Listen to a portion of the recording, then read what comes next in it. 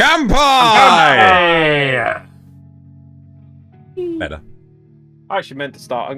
As next week, I'm buying up bottles of beer. Yeah. Gotta be drinking properly. Do this correct.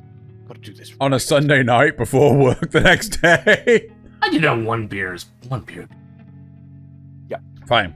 Right, okay, so welcome, weebs. We are here yet again for Kanpai Cast. This is episode 43, and it is the Nasuth used to scroll down. The scroll, yeah. It's the pitch meeting. Dun, dun, dun. So we will be coming up with stuff that we are taking from the West, and we are going to be, suggesting it as potential anime for this, but we'll get into that after housekeeping and the news. Right, housekeeping. Just to remind everyone, we have timestamps and chapters allowing to navigate to the sections of the show that you are interested in. You can find them underneath Nasuth, who is still holding his beer mug. He's not drinking it all in one go. No, I'm gonna savor it. I'm gonna save it till the end. So you're gonna hold the beer mug the entire fine, cool. Right, so he's so it's just underneath Nasuth. Underneath the tracker bar, the seeker bar, whatever you want to call it, it will say like Kanpai or housekeeping at this point in time. You click on that and then all the chapters and everything will turn up on the right.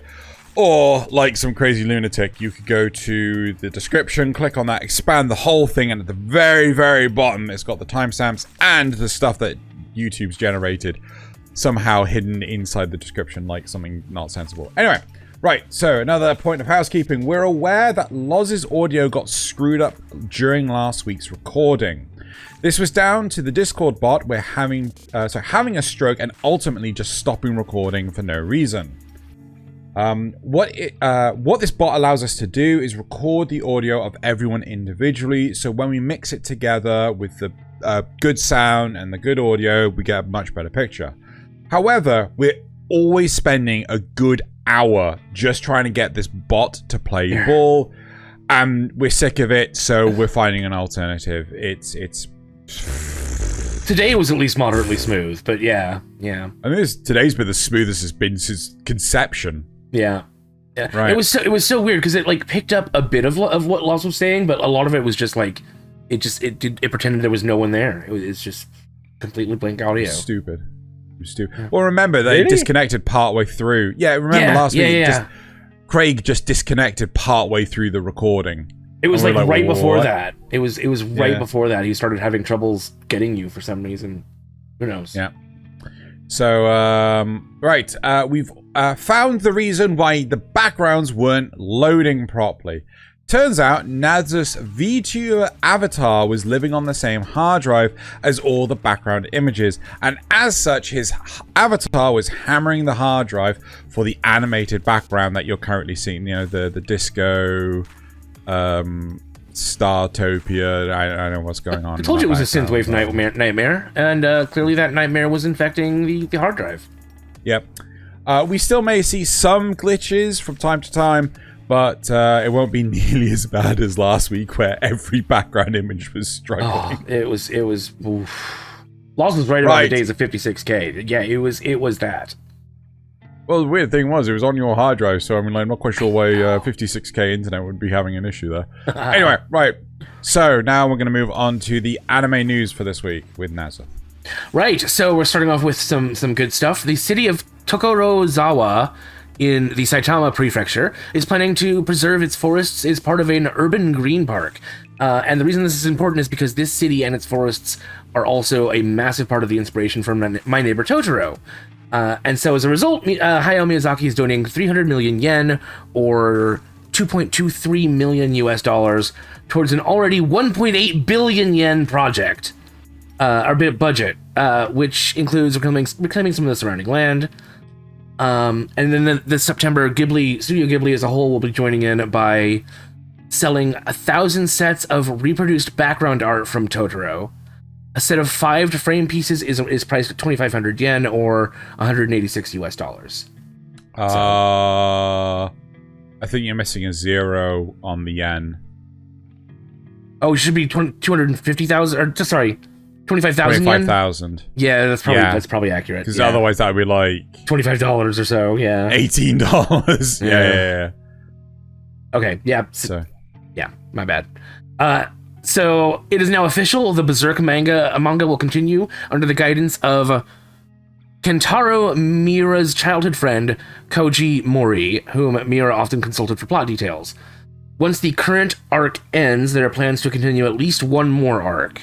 I don't know if there's going to be more after that, but they said they want to do at least one more.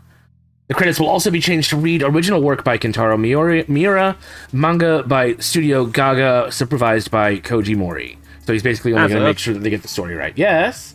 Bottoms up. You think so? Yeah, alright.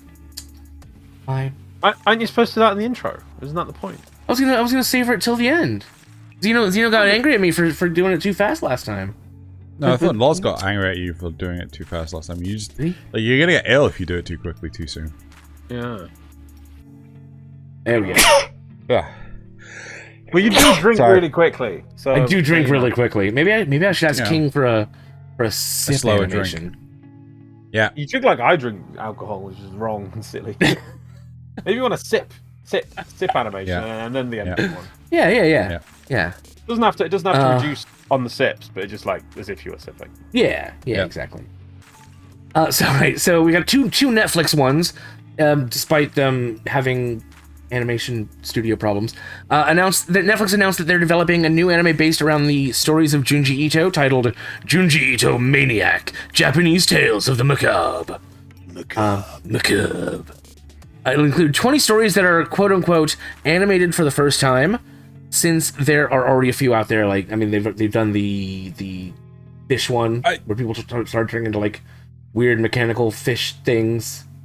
Isn't Junji Ito the one that comes up with like fairly? He did like Spiral and the Fault, Amagara Fault, and the one where the boy started like leaking grease from all his pores. Yeah, and that's the one that. Yeah. That guy. Okay. I'm excited for it personally. I love that stuff. Okay, you can keep that for yourself. It's so creepy. Ooh. Netflix has also released a trailer for a teaser, and it is just a teaser. It's really just a teaser for Castlevania spin-off called Castlevania Nocturne. It was literally just like some voices speaking in the background and a picture of Trevor? Richter. No, sorry, Richter from the back. And then he like turns his face around and looks at the camera, but so all we really know is it's going to be set in 1792 during the French Revolution, and we'll follow the adventures of Richter. No other details. And then finally sorry, you guys have anything? No. I'm kind of happy to see that they're continuing on Castlevania and they're doing it as in like a new generation. Yeah, I hope it's going to be as good as the first one. I'm sure it will be. But then finally some sad news. We shared the story before of Billy Kemetz struggling with colon cancer, and now for the inevitable sad follow-up. On June 19th, he lost that battle. There will be a link. Sorry, June 9th. He lost that battle. I was going to say, are you predicting his future? It's in the future, yeah. Oh my gosh. But there will be a link in the description along with the news section where you can go to a memorial they've set up. You can leave a message, and if you want to make a donation, they have a donation link to the Colon Cancer Coalition. And they ask that if you do donate, you do it in his name. And that's, very, very sad. He's voiced so many characters, but, this stuff just happens sometimes. He actually voiced Naofumi in first season of Shield Hero, and he did such a stellar job. Yep. He did. Even though you don't like Josuke, he did a really good job as Josuke. No, he's a phenomenal. Was a phenomenal voice actor. Mm-hmm. But I don't like Josuke, but it doesn't mean I don't like. Yeah, exactly. Yeah. He played it well, even if you don't like the character. Yeah, exactly. Yeah. So it's sad to see him go, but hopefully we've got his body of work to always look back on. Yeah, sad when these things happen. However, to move on with the show and not just be down for the entire show. Thanks, Yes. Nasuth. Yes, yeah. Probably should put that. We shall move on. Probably to should have the put that topic. first and not last. Nah, but- you're fine. You're fine. So I moving mean, on to- I'm just clicking through this guy's IMDb, and it is amazing. Oh yeah. So much. Oh my stuff. gosh, yeah. Yeah. So yeah. The thing is, you say it's sad and everything, but to be honest, in this day and age, the way we keep media is almost going to be eternal. Yeah. I don't see us. We're not going to, unless something silly happens and we decide to start getting rid of stuff we've made, which would just be absolutely stupid. It could happen. In some ways, he will be immortal. No one's ever. Yeah. No one's gone as long as people remember them. That sort of thing. Yeah. But even generations, years. If it's assuming we never fall back and lose all the stuff we've saved so far, we do focus on saving stuff. Millions from years from now, somebody might be able to still enjoy the stuff he's voiced. So no. Well, people still talk about what's his name, Charlie Chaplin, and those early cinema stars. So Yeah. it survived that long. Yeah. And and based on the amount of crazy stuff he's done, it's, in some ways, it's being immortalized in some ways. So he's the voice of many things that will live on. So there we go. So I think that's positive. Oh, I do also remember. Not many people get that luck. I didn't write this down in the story, but they did say that even up until the end, he was so thankful for the outpouring from the fans, because that's who he really was doing stuff for. So yeah, cool guy, very cool guy. Oh, 35. Yeah. Colon cancer, man. It's and 35 is young for colon cancer too. That's very young. Very young. That's why I just want to ask you. We'll take a positive. Can I just point out, because it is a thing, men, because it is men that specifically do not go, oh well, I'll just soldier on through the pain. Yeah. If you have pain, that is your body telling you something. You should always just go visit the doctor. In some ways, go and waste doctors' time. That's what they're there for. In a lot of ways. I know it can cost money. In the UK, we can just go bother doctors, but keep bothering doctors until they get sorted. It's until you get sorted. Sometimes it can be important. And things like this, if they get caught early, maybe could have been saved. So it's just how it is. Yeah. Yep. Well, it was colon cancer that got Total Biscuit as well. Yeah. Yeah. And he was just like, he just soldiered on. Oh yeah, I'm fine. I can keep going with this. And like, did he? No. Yeah. So I think the problem was that he was moving to the States, and he goes into a bit of detail, but he notices a problem. And he's like, nah, it's fine. He goes to the States, and then because of how the medical insurance and everything works in the States, he kind of like, nah, I won't deal with it. This isn't a problem. Oh. And then it was when it was just caught, it was far too late. And they thought they had cured it, but unfortunately, is it regression? Is it regress? Remission. Remission. Wait, no, isn't that a good thing? Yes. It's a good thing. You're looking. Yeah, no. It metastasize. Oh, metastasize. Yes. Yeah. So it came back, and unfortunately, took him away from us all. Yeah. So, right, I think it's time to move on to the main topic of this episode. So the idea is the pitch meeting. So effectively, the three of us have gone away, and we've taken 3 pieces of work from the West. And we are, for fun, we're going to vaguely describe them. We're going to see if our cohort can try and work out what that is, just for fun. And then we'll go into talking about, like, why are we picking this? What could we change to make it more interesting, so on and so forth. Just to explore it a bit.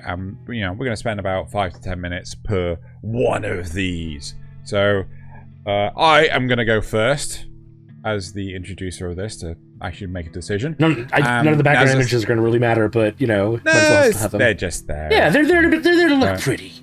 Yeah, they're there to look pretty. So I've got my first one, and Nasuth is got... See, you broke it, Nasuth. What? You broke it. You broke. How could you? Nasuth? Oh, yeah. Okay. So hit start on the timer, and right. Okay. So this is a fantasy isekai. A story of unlikely heroes as hundreds are isekai'd to a new world.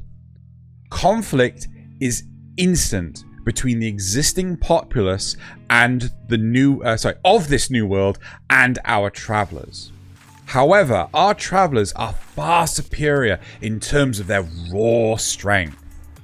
It turns out a god demon has summoned our travelers in an attempt to destabilize the peaceful world, and the people of the new world fear what they don't understand and are led to war due to the counsel of the god demon in disguise. This story is about two sides of the same coin fighting to survive while being misled by those who sacrifice their own to get ahead. It can run for multiple seasons as there is so much original content available. And if I was in charge, I would make this a mix of Goblin Slayer, and I did actually pick another one, but can I remember what I didn't actually write it down. I'm a muppet. Oh god, frick. Something with a really detailed magic system. I genuinely picked one. I can't remember what the hell I picked. So yeah, Goblin Slayer, and was it Beaufrey? I think I might have picked Beaufrey. Is this Star Wars? No. Oh, because it's got the whole transportation. Did you say medieval? So were the humans moved from Earth at medieval time? So it's a fantasy isekai. Yes. Right. And with hundreds of people being moved. Yes. But what is the time setting for Earth when they are removed? Okay, so it's not Earth. Oh.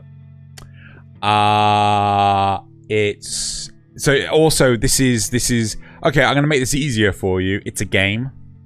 Oh. Right. Oh. Right. And they're not human. Huh. I'm kind of glad Loz didn't just get this straight off the bat. That'll also be another clue. It's Warframe. Fantasy isekai. Well, I mean, they got trapped in the void for a while, This is well, my words are misleading. They are to be like vague and cryptic and things. Yeah. So, wow, jeez.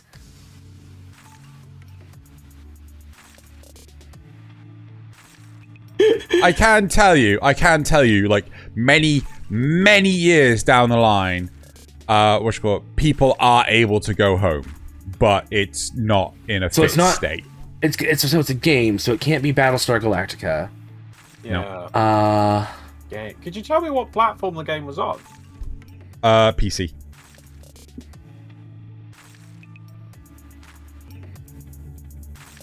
Although I think Battlestar Galactica would work as an anime as well. It's not one of my choices. But is the game actually sci-fi? No. Fantasy isekai. I never said no. I know, but I was wondering if you kept everything the same but changed that little bit, and I thought No. Is it a game I would know? You probably don't know if it's a game I would know. You would know this. You think? Okay. Yes. Like, there is no one in the world that doesn't know this game. Can you tell us like a decade when the game came out? 90s. Fantasy isekai. People taken from another world. Not Earth, but another world. Is the world they go to Earth? No. But it is populated by humans. Earth. Neither of the worlds are Earth. And Earth's not even mentioned. This is completely... Yep. Own universe. Earth is absent from this universe. Is it... Okay, so it's not Mist. Or is it Mist? No. Oh. Xeno doesn't know what Mist is. I know what Mist is. But like... millions upon millions of people know what this is. Right. Oh my gosh, I don't know. I'm honestly stumped. You might as well. Okay, you're gonna hate me for this. Yeah. Warcraft. Oh, I was so close to StarCraft. You were so close. You were so close with StarCraft. Yeah. Given that you're a Warcraft nerd, I considered that. I was actually going to say World of Warcraft earlier, but not because of the plot, but because of it's like MMO players versus the game, I guess. But no, Warcraft. Yeah. Yeah, yeah. And I think that's quite. I think you oversell Blizzard's impact these days. I don't think that many people know anymore because Blizzard sucks. Well, it had like millions of players playing it, right? Even maybe not new players know about it, but old people like us. Yeah, we're still alive. Know about it. Yeah. Yeah. So I feel that Warcraft done right. I think they should make it darker along the lines of Goblin Slayer. Right? Don't make it. That's where the Goblin Slayer. I was wondering. I was like, I did think in my mind. I was like, Goblin Slayer. Yeah, no. As I said, if I was in charge, I would make it like, a mix of Goblin Slayer and like Bofuri and things like that. So the idea is that it would be like, grim dark and all sorts of shenanigans. So that I feel that there's a lot of literature available for the Warcraft world. It doesn't have to, like, a lot of anime these days heavily relies on following a human protagonist. Well, why does it have to be one protagonist, and why do they have to be human? He says right as Beastars comes up on. Well, exactly. I mean, but yeah.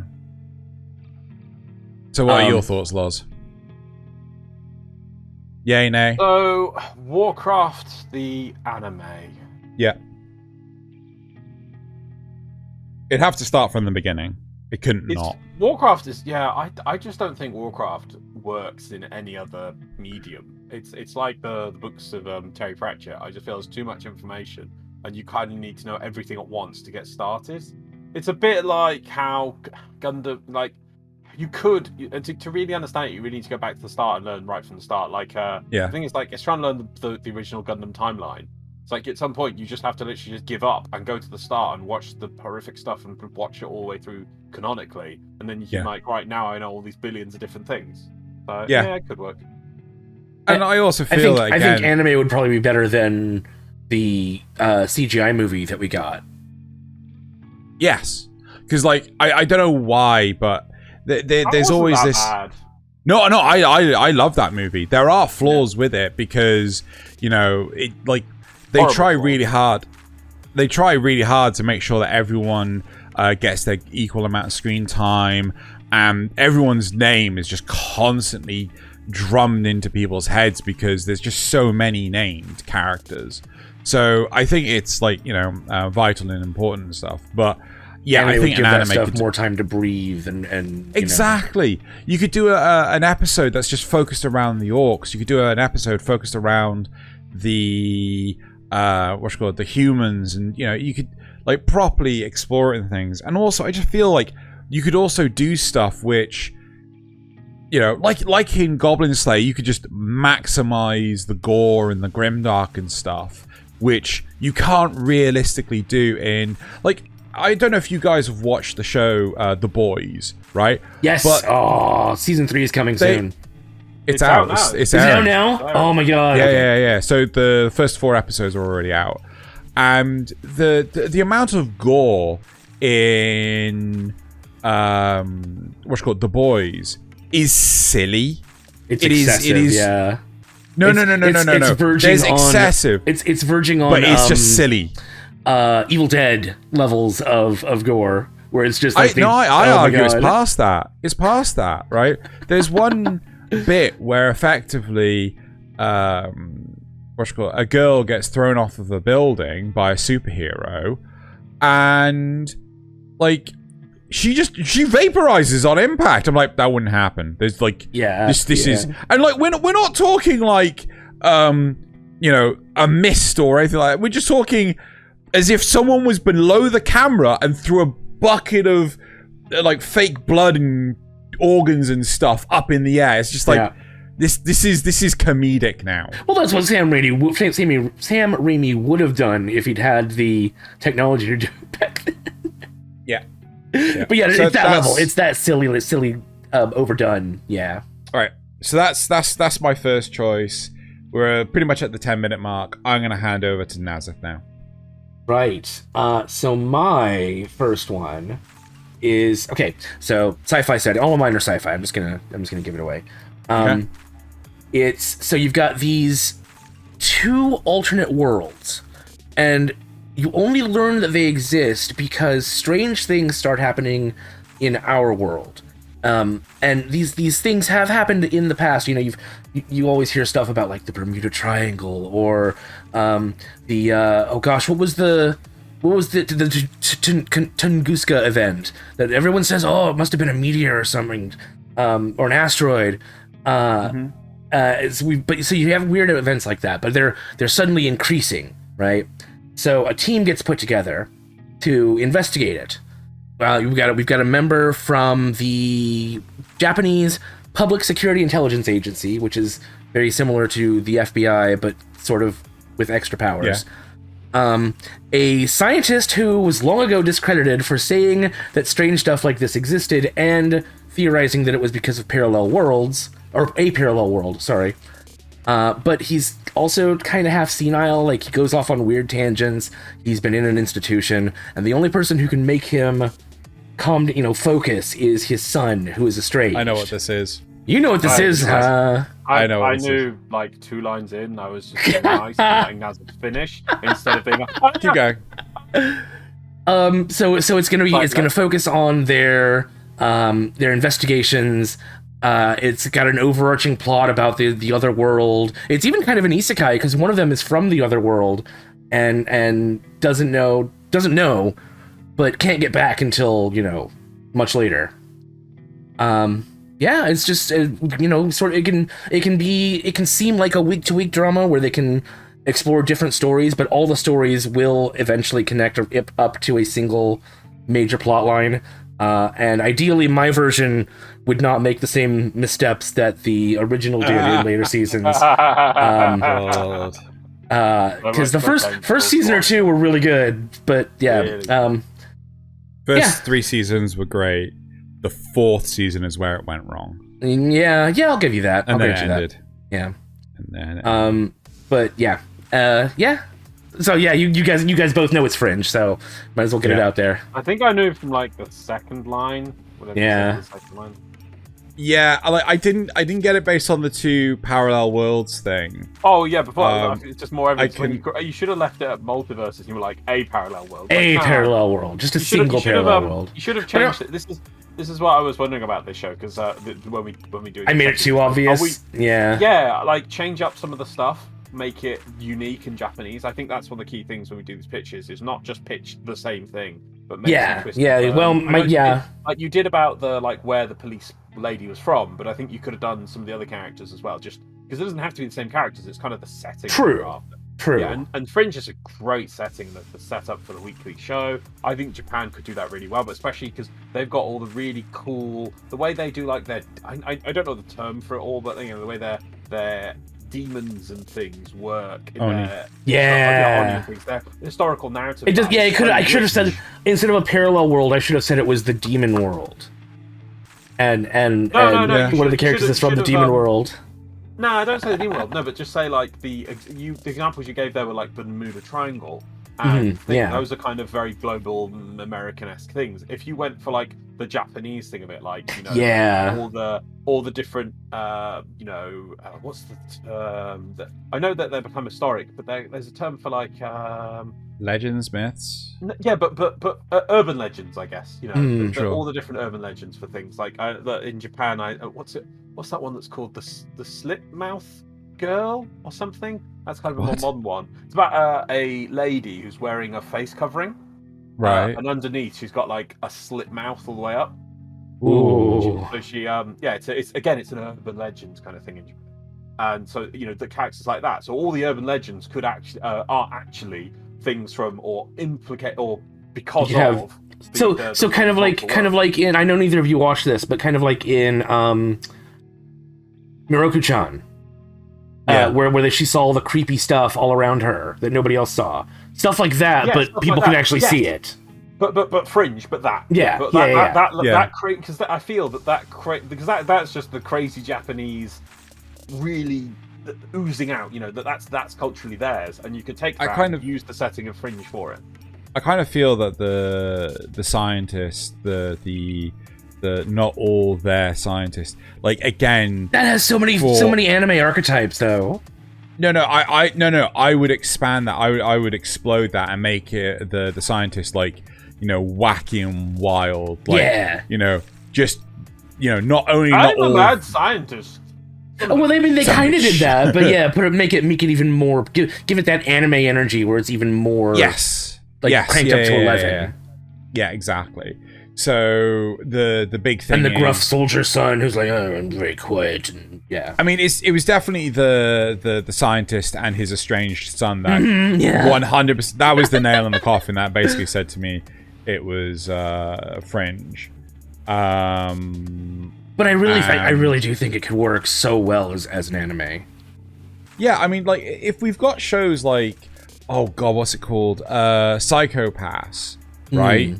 I could totally see this working. This would be such a brilliant thing between Psycho-Pass and maybe Morocco-chan, right? You could take this into so many different directions. Oh no, there was another series that came out not so long ago called ID Invaded or something like that, or ID Vaded, or I will have to find the name. I'll put a link in the description below.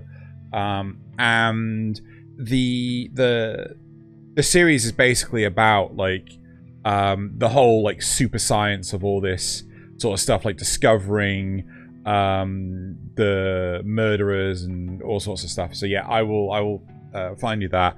And I would take that again as more inspiration towards this anime Fringe. Okay, yeah.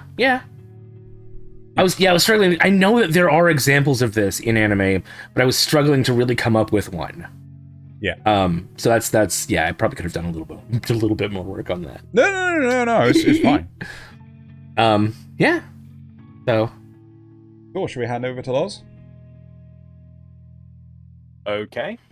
So my first one. I would say modern day setting. Yeah, fine. Generic modern day. We have a lady who is a government worker. She's not quite a spy, but she's working for the government, doing large, big, dubious stuff on a grand scale sort of thing. She's kind of jaded to the world around her because of the work, and that she sees the world behind the world sort of thing, because she's that high up, but not super high up in this sort of thing. What's that? No, keep going.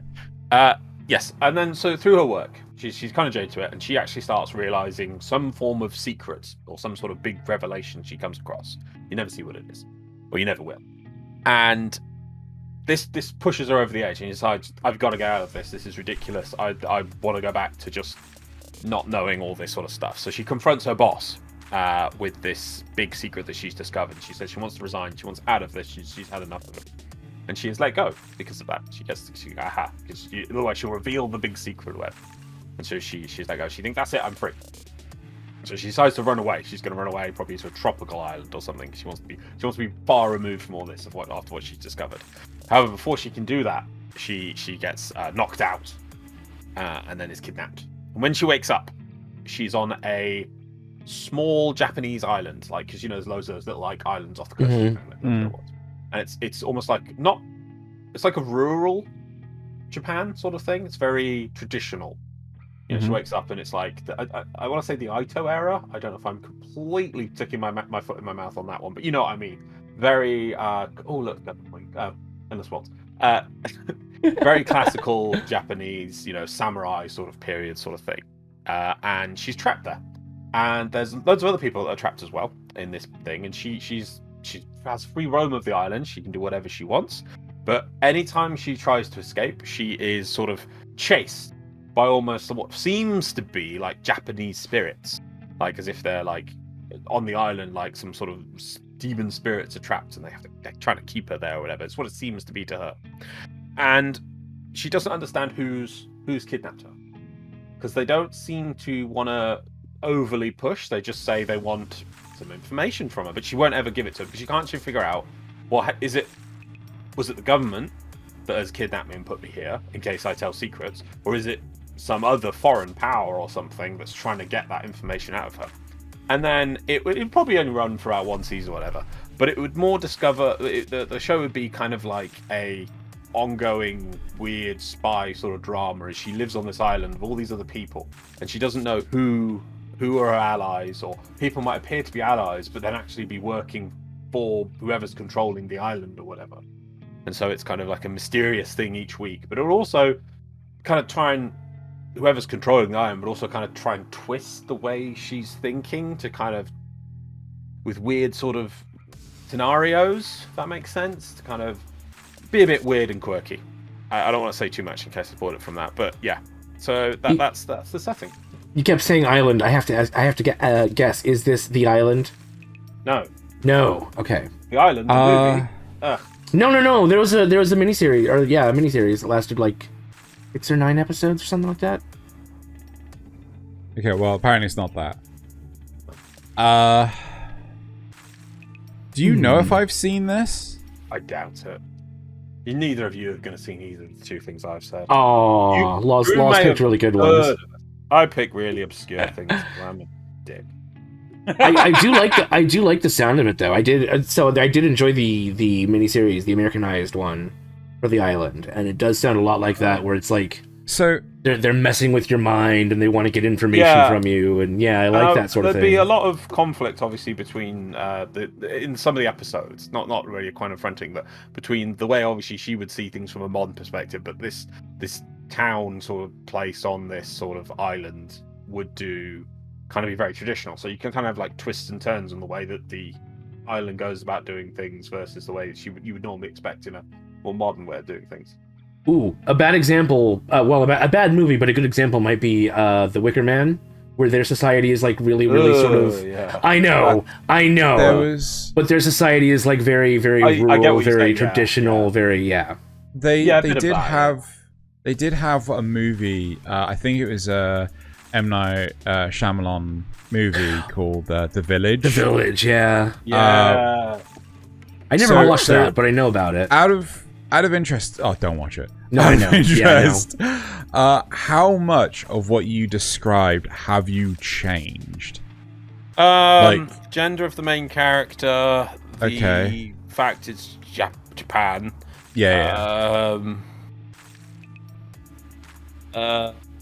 The fact that I put it kind of like a bit in the past, the Japanese, to make it kind of really culturally Japanese. I wouldn't say that the thing was that old. So do they travel in time? No. Okay. So it's just like culturally, it's culturally like older. It hasn't, it isn't like a developed city kind of thing. It's more obvious. It's obvious that the island is a construct by a side, and they've decided to make it look like this for a set reason, so that they can sort of throw off the main character. It's one of these things. It's the kind of thing you try in when you're trying to interrogate people.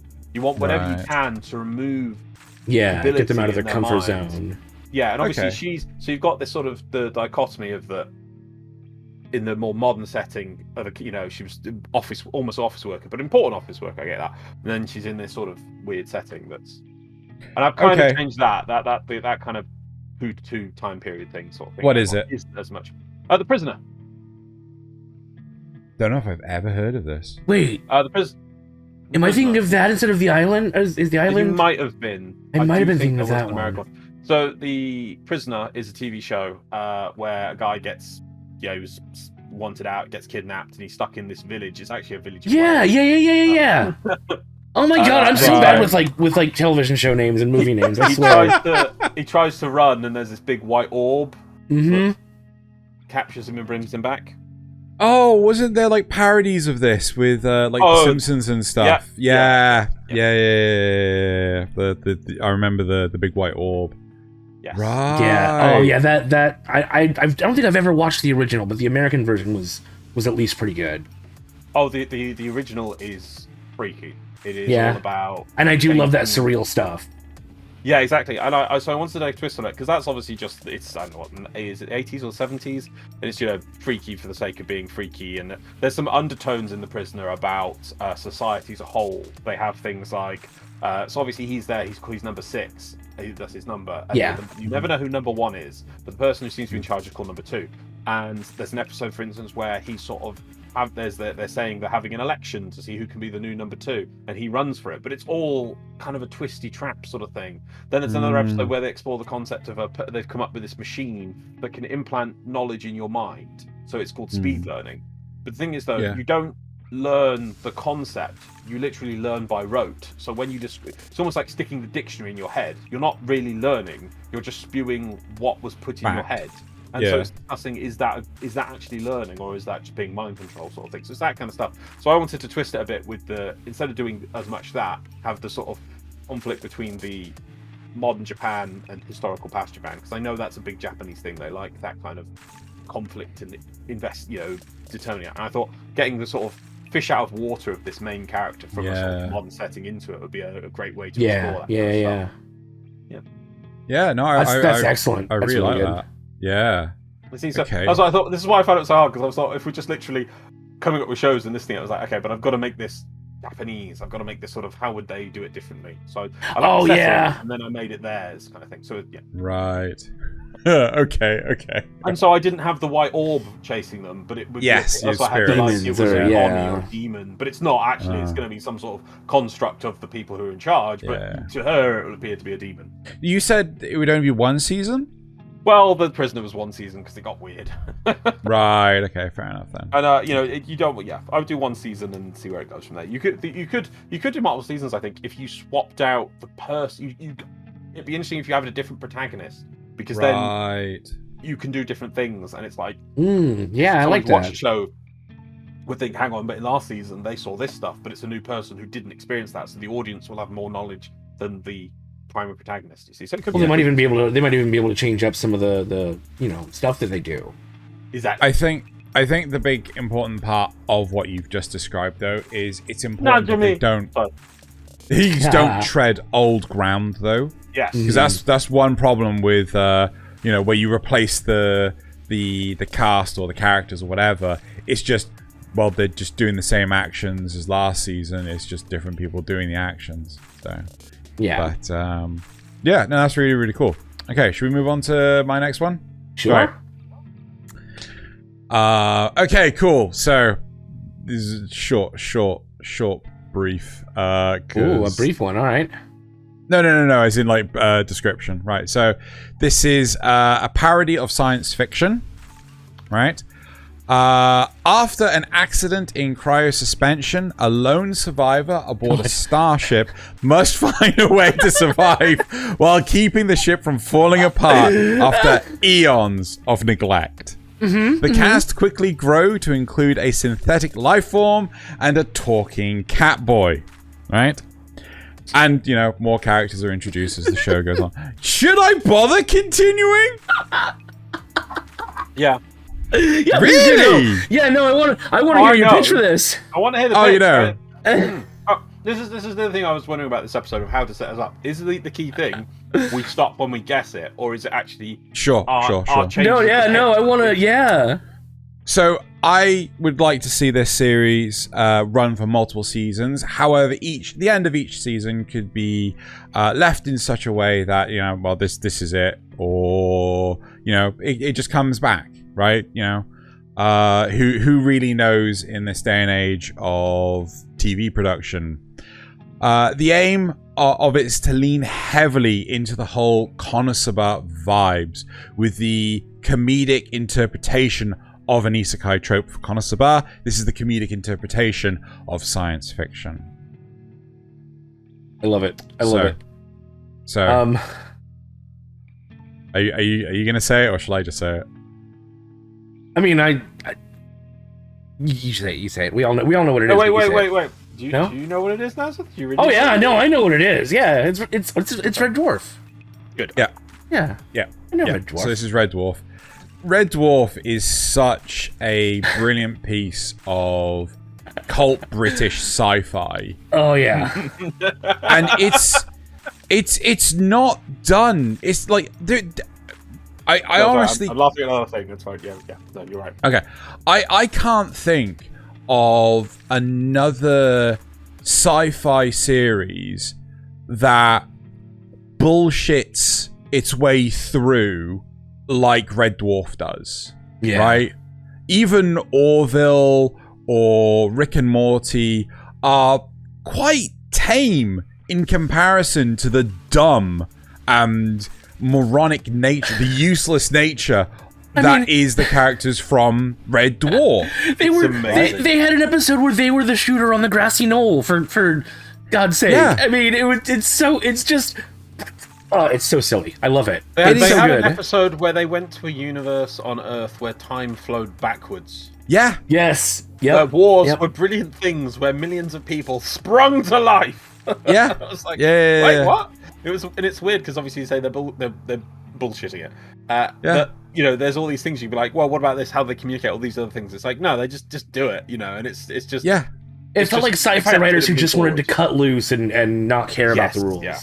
Yeah. And that's one of the great things. Like, I honestly see Red Dwarf as a live action inspiration towards Konosuba. Right, look at the parallels between all the characters. Like, fucking hell, Rimmer and Aqua are the bloody same character.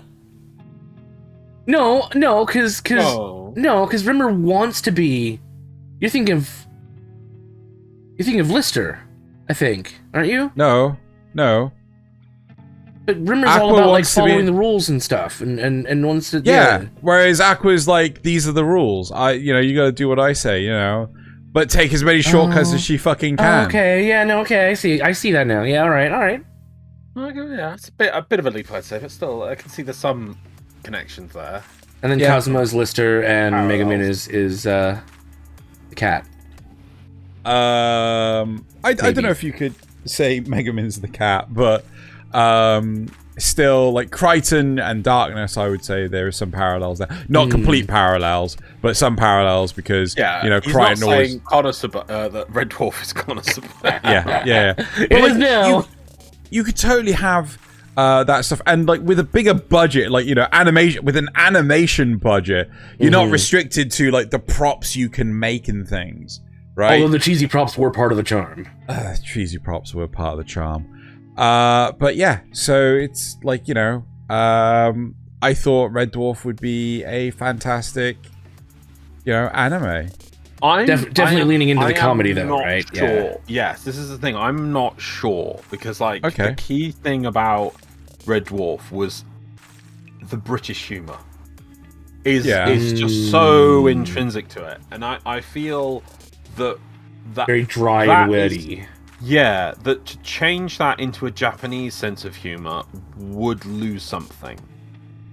I don't think that. So the setting isn't the key thing about Red Dwarf. The giant ship, the being on Thingy Bug, whatever it's called, I can't remember now. Starbug, that's the one. All the sort of the setting, the trimmings aren't the key thing of Red Dwarf. The key thing of Red Dwarf is just the humor, the characters, which are just all of them just quintessentially British and amazing. And it's a bit like Monty Python. It's that kind of weird flavor. It's just different. And I do kind of see what you're. I do think I see what he's saying there with Konosuba, because while it is a little more on the zany side, it does still have that sort of the timing and stuff is more important. The tone is more important than just joke. But I also get where Loz is coming from. I don't think Monty Python can be adapted into any other culture, really. It is like far too British for its own good. But with what's it called, Red Dwarf, I mean, I could see. I mean, heck, if America's able to adapt The Office, Yeah. but that's the thing. If you watch them side by side, the American Office is not the same as the British Office. I've not seen either, but okay. Oh god, so no, the British Office, they are it's amazing because they're both reflections on the culture of the time. The American Office is much more easier to pick up. It's much more slapstick humor and just like the characters and the memes from it. But the British humor, it's so contextual and in the moment, like the weird. I don't suppose you've seen it. Have you seen it, Nasuth? I never really got into either Office. I think I've seen clips from both of them. Again, it's so grounded in British weirdness. And, like, it's the way that the pauses mid-sentences and the emphasis. The British one is just so it's almost, I'd say, I feel it's very cringy at points, but at the same time I can see that it's just like British, whereas the American one is more a comedy. It's taken a bit of that element and kind of had that deadpanish weirdness about it, but it is so much more easier to get into the American one, and that's why obviously how it's lasted long, because the British one is just so harsh and in the moment. It's just it's more real, whereas the American one is clearly a comedy. Ricky Gervais does have a tendency to do that, though. That is kind of his hallmark. The British one could be an actual workplace, like because there's the humor, but then there's actually the grounding of the show's episode or whatever's going on is real and serious and just happening, whereas the American one is just comedy. I don't think that could be a workplace. It's just so silly. It tries to have a little bit of that, but it doesn't go the whole hog that the British one does. Oh god, like the cringe. That said, I don't think whatchamacallit has that grounding. So Red Dwarf has that similar grounding. I mean, I get what you're saying, where it's got the same sort of dry. No, but the people are does, real. though. Like think about some of the interactions with Rimmer. Yeah, the people are real. Yeah. So it's like, the way Rimmer, whenever he retorts to something, like, doing this is like, such and such, right? That is such a Rimmer thing to do. That will be so hard to replicate for a Japanese audience and then B, a global audience. Or the original Holly. The original Holly was so deadpan. I mean, one of the big things for the currently airing Your Boy Kong Ming is brilliant series, but they got rapping going on, and Japanese style rapping by nature has to be different than like English style rapping. Not English England, English the language. Using the English language. Right? Yeah. Because the syllables are different, and yeah. And I've heard things like the Monogatari series. There's a lot of play on the oh crap, what's the name of the damn things? The use of the words and things like this, because the same word can have multiple meanings, but it's entirely dependent on the context, because it's a very context-based language. But so I can see that if they were to successfully do a Japanese Red Dwarf, would the same style of humor be completely adaptable? And I can totally appreciate where Loz is coming from on this, but I'd still like to see it tried. Yeah, I think it has potential. I think it still has potential. I give it a maybe. I give it a. Right. Should we go to the next one? Sure. Yep. So this is another sci-fi. It's set a few hundred years in the future. We've got space travel. We've got FTL. The main government that we see is a corporatocracy, although there are some fringe governments. There are also mercenaries. Think sort of Firefly, but it's not Firefly. It's definitely not Firefly. Maybe a little closer to, if we're gonna do an anime version, Outlaw Star, kind of like Outlaw Star. Yeah. But more serious. We're not going for the jokey. Can I just say Nasuth's basically reading out mine right now, so that's fine. Am I? It won't be my show, but yeah, keep going. Okay. So we're focused on a single crew in their ship, for the most part. I already know what this is. Do you really? I think I do. Keep going. Yeah? I hope so. Yeah. That means you'd actually seen it. I don't think a whole bunch of people saw this one. You go. Wow, okay. So they initially have amnesia, which is the hook for the show, because, Oh, different, but I still know what it is. Really? Okay. Yeah, right. Yeah. So yeah, that's the hook for it. They don't know who each other are. And in the process of discovering who took their memory, they uncover some deeper stuff going on in the corporatocracy. There's going to be companies are going to try and fight each other. They're going to try and take over more territory. And so it becomes a choice of do they help out with this, or do they go do their own thing? And it also, it gives it a chance to kind of focus on, with the whole memory thing, gives them a chance to focus on what makes a person a person. Is it just innate in you, or is it based on the memories you've accumulated. If you become a different person because you've lost your memories and then you get them back, how do you reconcile that? There's some deeper secrets about some of the crew members. The captain we may discover that she's got he or she no, it's a she. Has some secret stuff going on about them. The android that they use to interface with the ship may be more than she appears. Just lots of. I think it'd be a really good one for an overarching plot rather than just isolated episodes. About the ship. You're missing about the ship. I'm missing about the ship. The importance of the ship. There's nothing really. Everyone's after the ship. No? I swear everyone's after the ship. I mean, I think... Well, Nasuth, have you got any more to describe on it? I don't really think so. It could be multiple seasons or one season. I think multiple would be good, but not more than like 3, like a 39 episode run tops. Right. Okay. Xeno, do you want to guess? Dark matter. Yeah. Dark matter. Yeah. Yeah. So it's a sci-fi series. They're only after the ship later because they get the blink drive, but they don't have that initially.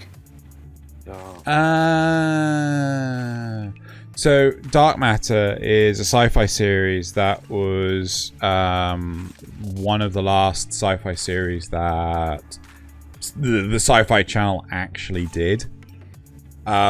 It's a good series and totally could work as an anime. Oh yeah.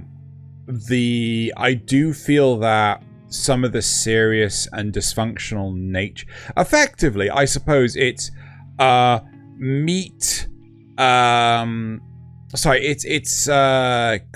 Farscape, but with everyone being a dysfunctional sociopath.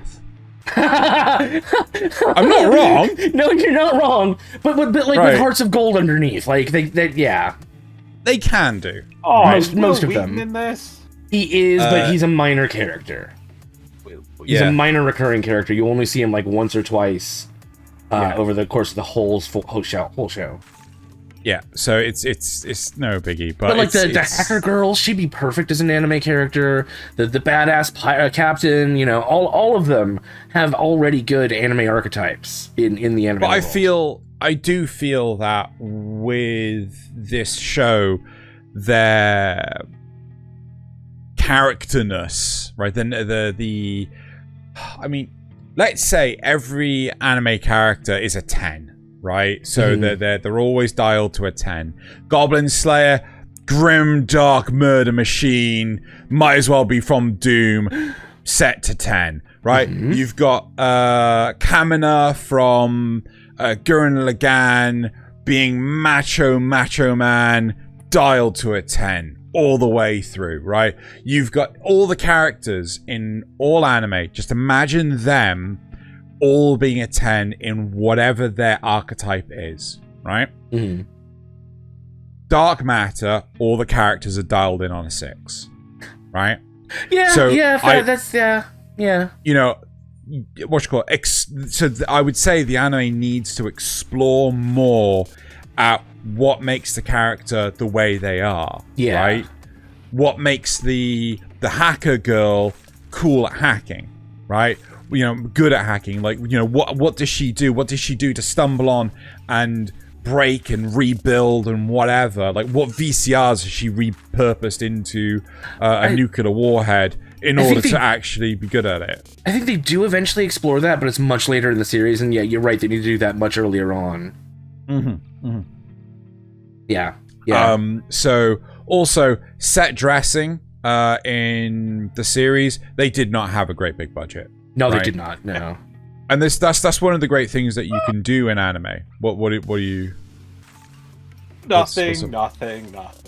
You'll see. Okay. So with Dark Matter, I feel that they can again explore. It's like I think what's a good comparison?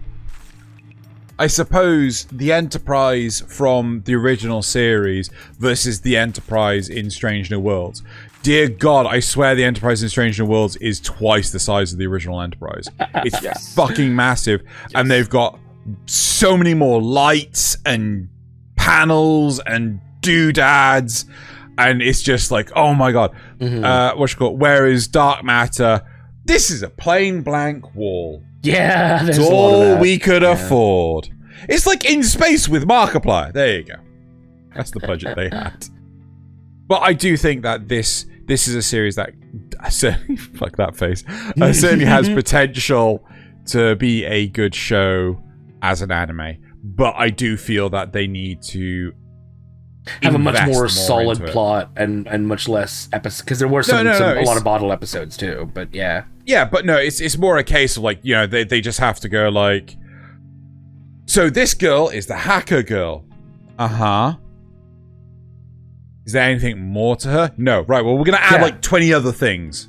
Yeah. Cool. Take some of the stuff from later and put it back at the beginning. Yeah. So, Loz, do you have any questions, or do you want to go to yours? I got no questions now, because it's basically going to be the same as no! But, okay. Unlike you guys, pretending like these things are original, I'm like, no.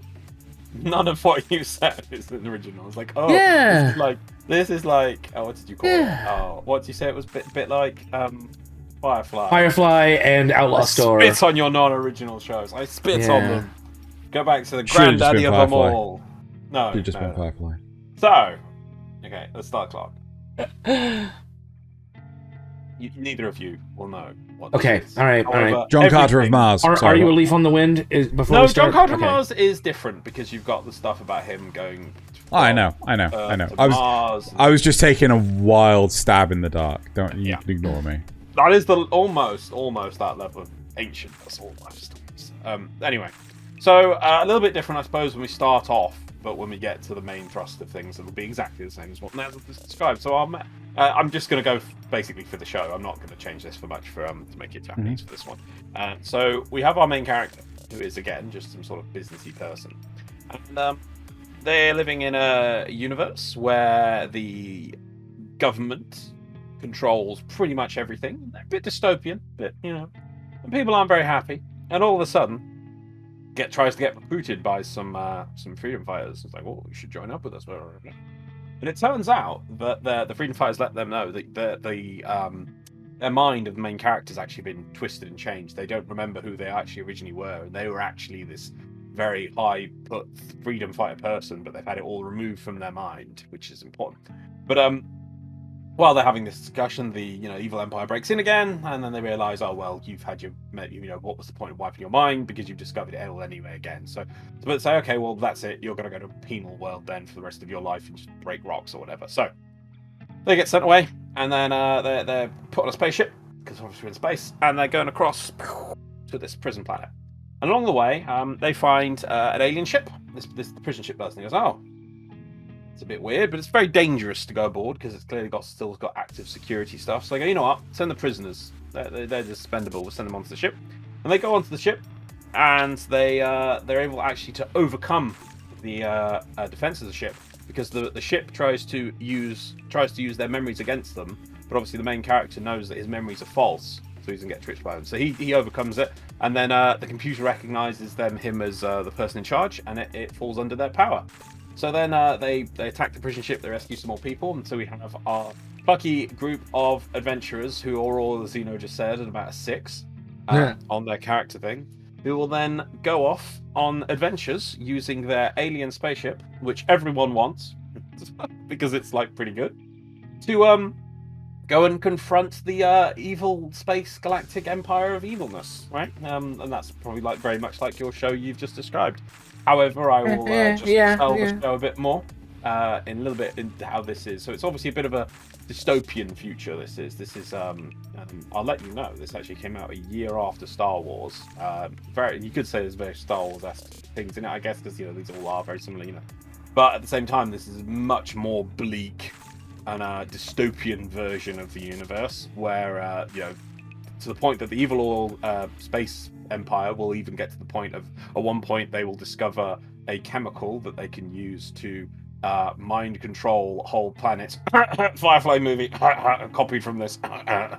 Yeah, so they can use this to take control, mind control whole planets with this chemical compound they have.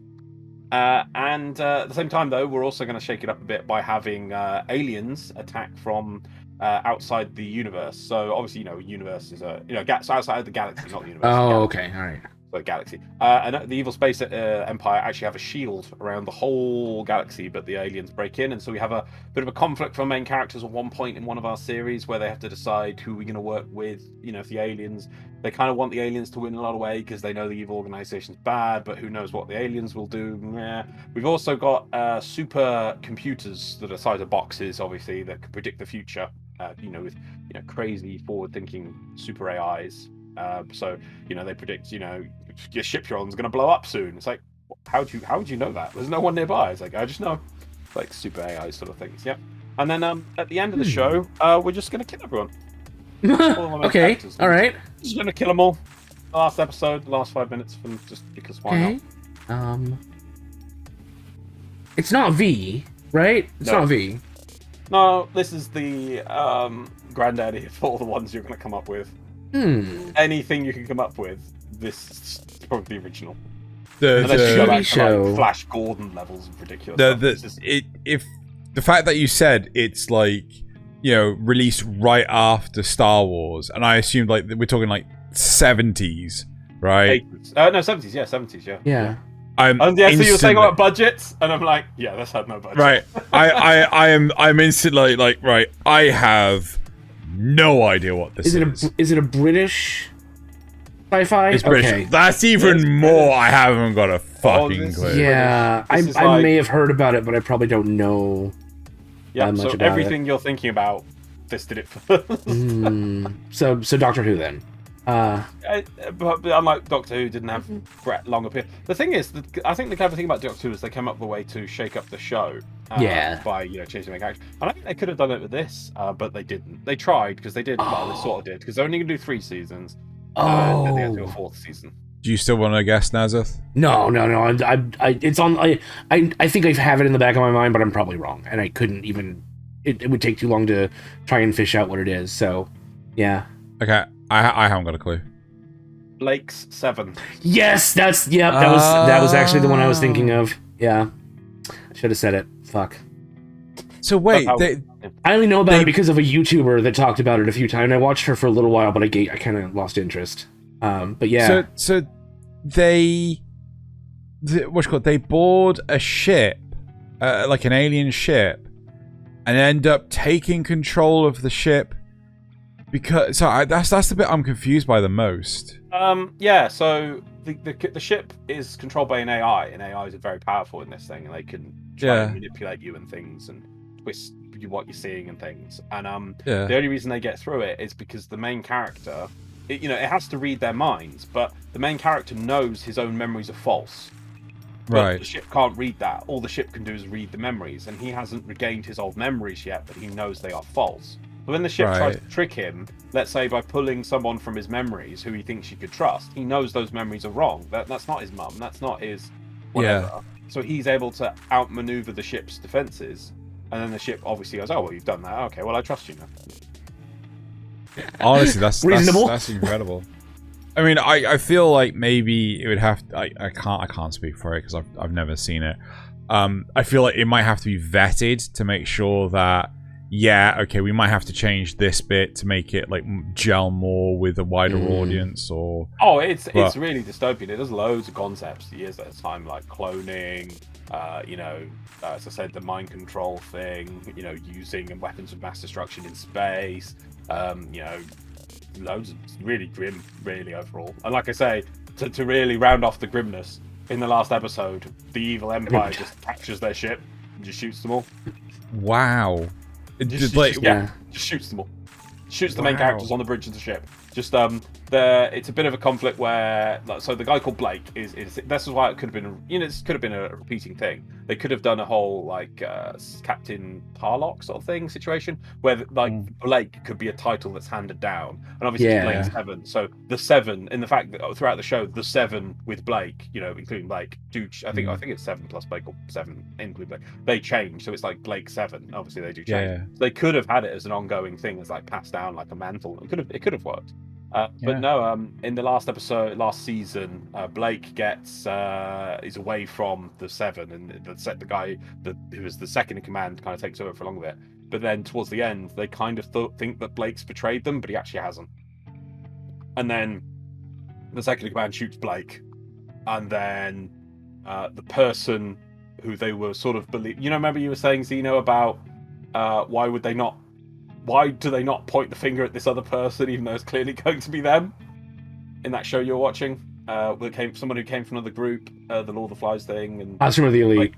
God, yeah. We'll talk about that. The finger gets pointed at Blake, but it doesn't get pointed at the person Blake was linked to Blake that caused the misunderstanding, even though that person turns out to be a person, an officer of the evil empire. Of course. And then obviously the ship gets boarded, and they're on the bridge, and just like all these troops come in. And they just shoot everyone. And then spoilers, man! Spoilers, jeez. I guess I'm not watching that show anymore. You're not gonna watch it. So old. Yeah. And it's just like it's just more. You can still enjoy it for the feel of it more than the actual. Like I say, there's just I watched all of the original Doctor Who at one point, so yeah, I could probably get into it. You could probably enjoy some of it. It's interesting things, but like literally, there's about 50 security guards around this guy at the end, the second in command, and he just sort of stands over the body of Blake, looks up, lifts his gun, and then it cuts to black, and you just hear a gunshot sound, and that's it. Oh, so it's the Sopranos ending. Oh, yeah. Damn, Sopranos stole from Blake 7. Oh, Blake 7 was like, it was not very thing, but at the same time, yeah, so many people ripped off bloody poor Blake 7. Poor Blake 7. It was harsh, man. This is harsh, this show. I've got to say, like, everything you've described, I just want to see it. I just want to see it as an anime. I just want to see it happen. Oh, you can maybe as an anime. Just look at some stills and be like, I'm not watching this. It's had no budget. You were saying, like, as an anime. They probably punch up the story and refresh all the dialogue and characters and everything. But yeah. But it's like plain wall. I mean, this is like early Doctor Who levels. Yeah. Budget. So. Wow. Yeah. Yep. Cool. Right. So let's move on to my last one. All right. Okay. Is it a sci-fi space opera? It's sci-fi. It's not a space opera. Cool. So, every 5,000 years, an event happens to bring calamity to the known galaxy. After millennia of decadence and corruption, a life form of pure evil is reborn. Okay. Its goal is to destroy all life, and its first stop is Earth. With the prophecy of reincarnation known, a specialist organization has been preparing in the shadows, but they are caught off guard as the demonic entity enlists the help of some would-be opportunists that would do anything for a quick buck. Now, our secret organization has to rely on the capabilities of Earth's most highly decorated soldier. However, they have to convince him to come out of retirement. With his cushy life being slightly less than he dreamed, he ends up taking on the job not for honor nor duty, but for the love of someone that basically fell into his lap. This would be a one-off series. It just can't be longer than a one-off series.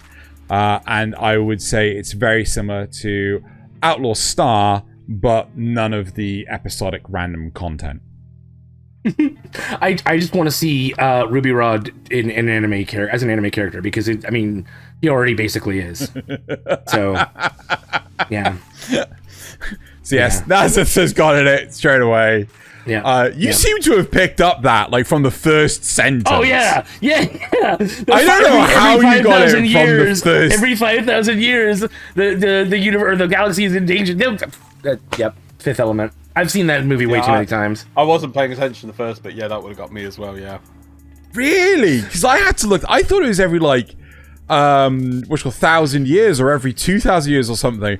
I actually had to look it up. It's like, oh, it's every 5,000. Okay, that explains why there's only one moon.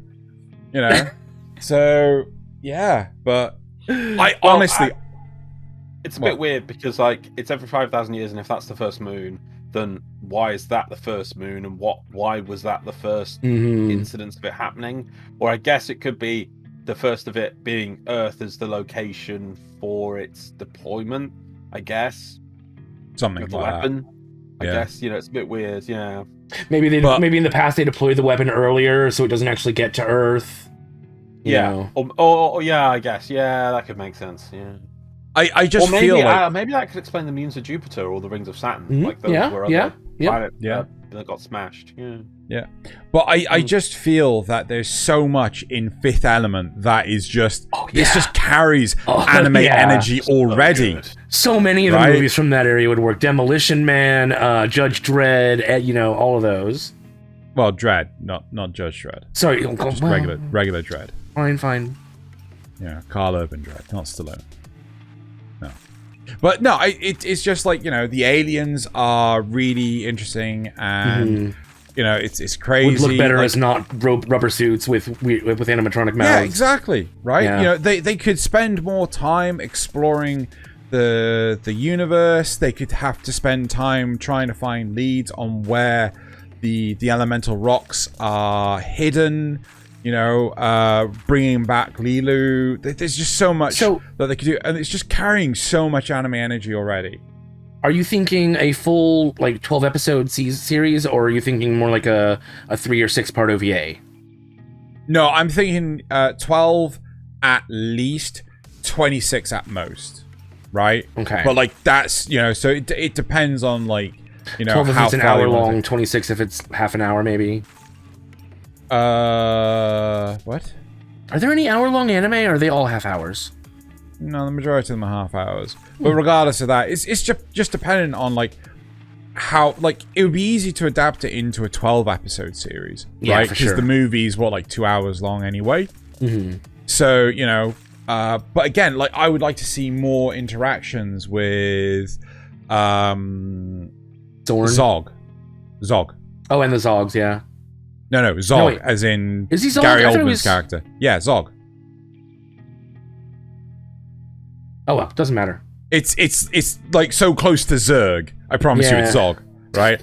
Again, the whole corruption of the people, seeing more of the cityscape, right? Because you only really see it from his cab, right? More character interactions between Bruce Willis's character. More of his history, stuff like that. I would just like to see flashbacks from Lilu's perspective to her past lives, maybe. Potentially, yeah. Well, that wouldn't be very long. Unless you would retcon and invent things, because it's like when she was just used as a weapon. She sat in suspension for years and years and years, and then was only brought out of stasis to be a weapon. They didn't treat her as a person. So you could come up with some rubbish where one time she starts interacting with someone, but you would ruin if you did too. This is how modern stuff ruins stuff, and this is a bit goes back a bit to the gatekeeping stuff of it in the past. This is why I wouldn't let you do a prequel to Fifth Element, because they would try and do that sort of setting with Lilu in the past, and let's say but then it would give it less impact this time. Yes, right? See, exactly. This is why you have to gatekeep, because they would have to Lilu get not falls in love, but interacts with these primitive humans, and she starts learning about them and what it means to be a person, and it just diminishes the movie. So this is interesting, because I don't remember them saying during the movie that she was just the weapon all the other times. She says that when I do not know anything. When at the end, when Corbin's holding her and she's saying you've got to activate now, and she's like, I don't know anything else. I'm just a weapon, basically. I don't know love. I don't know anything. It's clear that if you add all the bits throughout the show, she's just kept in suspension, because that's how she's transported to the the aliens kept her in the transport thing. You see her in you do see her like that. I don't think they even get her out of the container. I think they just shoot her from when she's in the container, because it's pointed with her face up. Yeah, and handles on the side pointing up, and I just think they use her like the other the items. She's just trapped in a box, and that's it. I never considered this because I always thought that she was let out because that of how they find her as the hand in the gauntlet, right? No, but it's part of the suitcase that she's in. It's not like an armored gauntlet that she can move. You see it as part of at the start. But didn't they say it was a pilot? No, they said survivor. Survivor, yeah. Oh god, there's so much to this. Like, again, like I'd like to explore it properly, and I do like the idea that she was always in the container. Yeah. Right? Yeah. And maybe at the same time, being the super being that she is, she's probably still aware of being in that container. Yeah. Again, I'd like to see that. Which could make it sort really of thing. interesting. Yeah.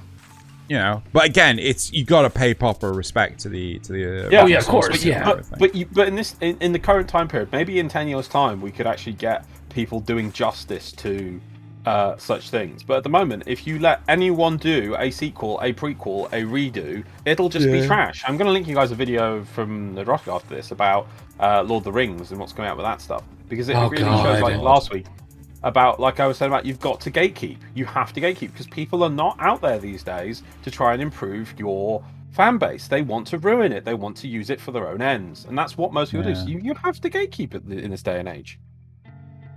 Not about to the extreme. money. Oh Gatekeep.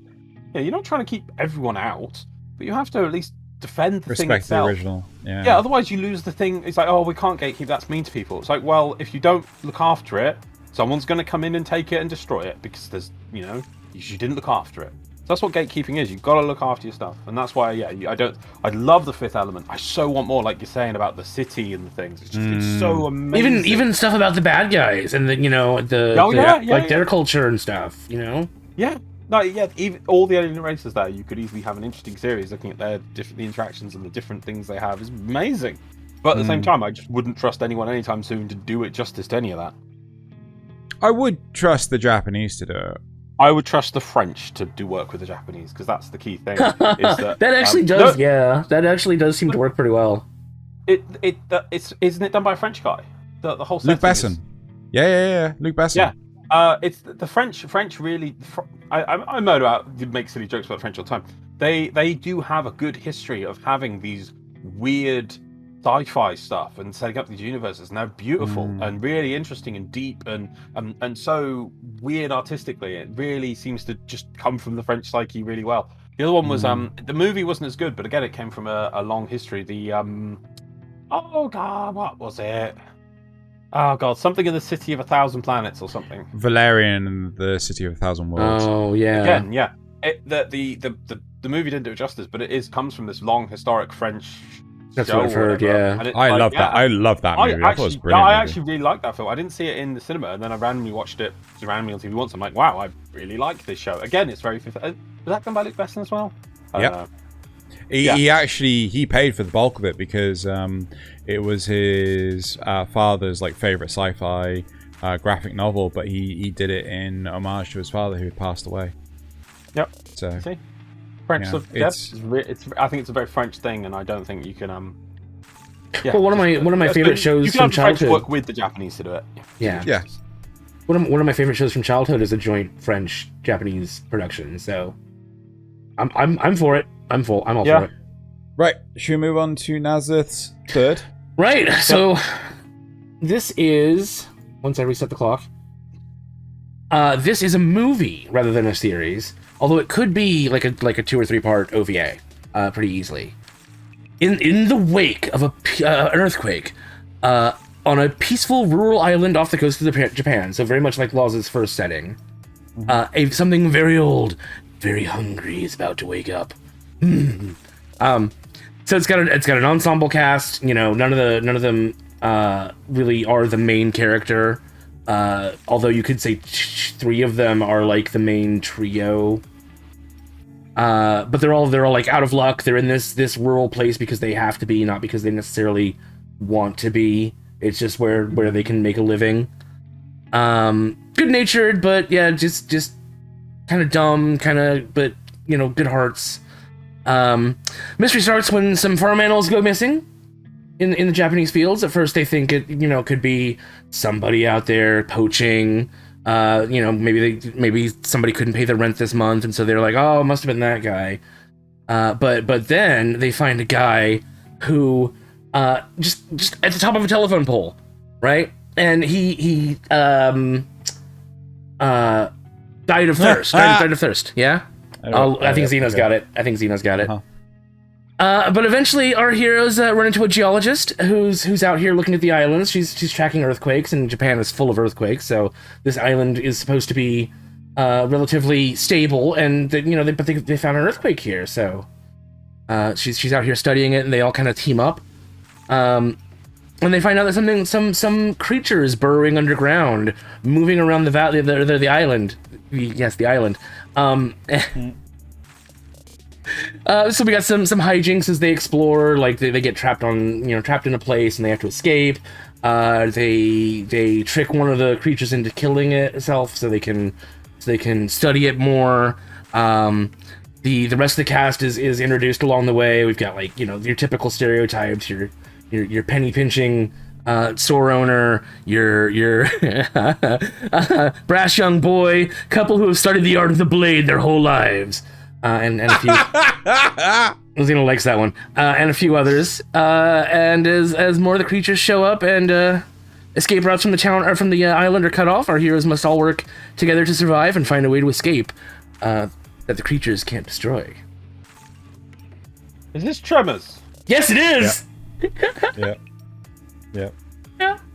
Yep, it sure is. Yeah, but it's on an island, and instead of the gun loving couple, you've got the couple that love the blade. Yeah. Study the art of the blade. Study the art.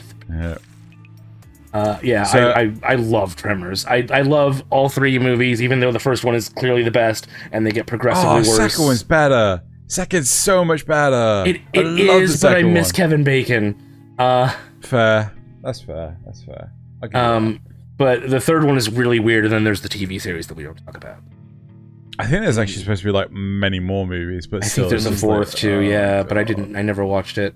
I gave up at that point. So, I really like this idea, and I think it's kind of important if you take that sort of more rural Japan setting. Similar to the series, oh god, what was it called? Blood Sea, if anyone's seen it.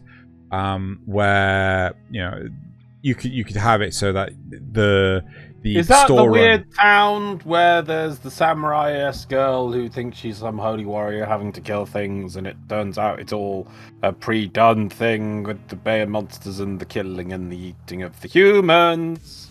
Yes. I thought it was related to Blood the Last Vampire, but okay. It's also that. Oh. Yeah. So so I like what you're proposing here. I would make it so that the monsters, like the maybe rather than burrowing, they do something else. No.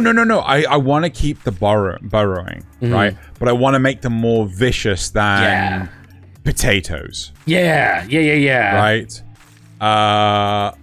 Make them actually get some more kills than just the few we see. Not just that, but also maybe a case of they're spiny and stuff like this, and they sort of emerge. Okay, yeah. They emerge from the ground, and maybe they could be more serpentile, so they're more flexible and stuff rather than potato. Yeah, and they can. I'd still keep the whole they can only attack based on sound and stuff, but again, I love the whole idea that they don't attack with the citizens don't attack with guns. Yeah. They attack with swords. Yeah. But in order to be able to do that, they need to raise their heads out of the ground. Yep. Right? Yep. So, again, I love that sort of thing. And maybe have them learn, because I know in the second movie they really start to learn. Maybe you could put some of that in there so that the villagers have to face an increasing challenge. As well. They do, yeah. Not as much, but they do. Yeah. So, again, it's... I love this idea in terms of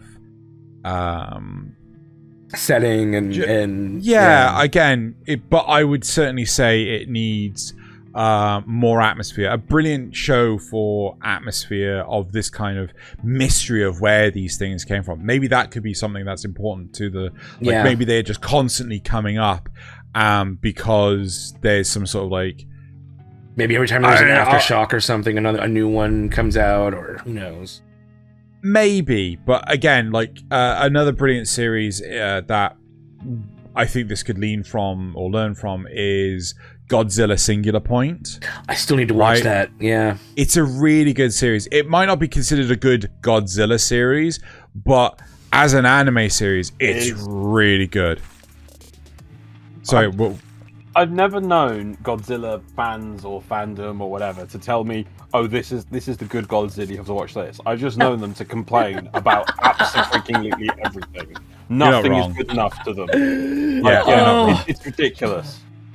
Yeah, I'd love Godzilla's one of those ones they love to hate. The good Godzillas, and them to be unanimous because everything is that. Oh, that's not real Godzilla. Oh, that's not good enough. It's like that's all they seem to do. Oh, it just annoys me. Oh, that's not like. Don't get me wrong. Like the American one, I don't think it's great or anything. But it's like, oh, they complained about that. Okay, it's like, oh, that's not real Godzilla. Okay, well, here's a really hardcore, horrific one, Shin Godzilla. Oh, that's not really good Godzilla. That's not really Godzilla. What do you want? What do you freaking want? We want a guy in a rubber suit, stomping through a miniature town. Okay, that's what we want. That's all we want. And I swear they'd complain about that. They'd be like, "Oh, but you didn't use the right plastics." Or and maybe Mothra, maybe Mothra to fight or something. Maybe a King Ghidorah. You know. I just think people who the Godzilla fandom just seems to go like, "That's not good Godzilla." What? There was only one good Godzilla. It was the first. Exactly. But I think they'd whinge about that. It's like, oh yeah, but that was old, so obviously it was limited of its time. But that, you know. Oh yeah, but it's the message, Loz. It's the message. Is it wrong? I like the 98 one the most. No, I love the 98 one. It's terrible, but I love it. Yeah. No, of course, I don't like it as a good Godzilla. I enjoy it, but it's stupid. It is so. Yeah, it's fun. It's just fun. It's not smart, but it's fun. I mean, I would highly recommend Godzilla Singular Point because the mystery of where Godzilla came from is really vitally important. And you could do something akin to this. Yeah. You know, where are these creatures coming from? Are they coming from deep beneath the island, or is there more to it? Maybe instead of escaping, they're trying to stop, like find out the source and stop it. Yeah, or maybe, you know, it could be anything. Right, so again, I think this has a lot of potential, but I would say it needs a wider cast, like because and there's so few characters in the original that, as you said, there's the shop owner. I'm pretty sure there's the girl on the pogo stick. There's the girl on the pogo stick. There's the boy that works for the shop owner. Well, quote unquote works. The brother. I think he's the brother of the girl on the pogo stick. Maybe. There's the her gun family. Nut couple. There's the gun nut couple. And then there's the woman two who died in the heroes. car. They literally dug the car out, ground out from under her car and buried it. And then there's the guy that died in the telephone pole and the geologist. He wasn't part. But we never actually saw him. That's true. No, not just that, but like he and the geologist weren't part. No, the geologist was in the second one, wasn't she? No, she was in the first. She and Kevin Bacon fell in love. Different geologist. But yeah, so it's just a case of like, you know, there are it just needs a bigger expansion. I'd love like a small town where basically people are just disappearing and no one knows why, and there's like holes like just appearing out of everywhere. Maybe in people's houses there's just a hole in the living room, you know.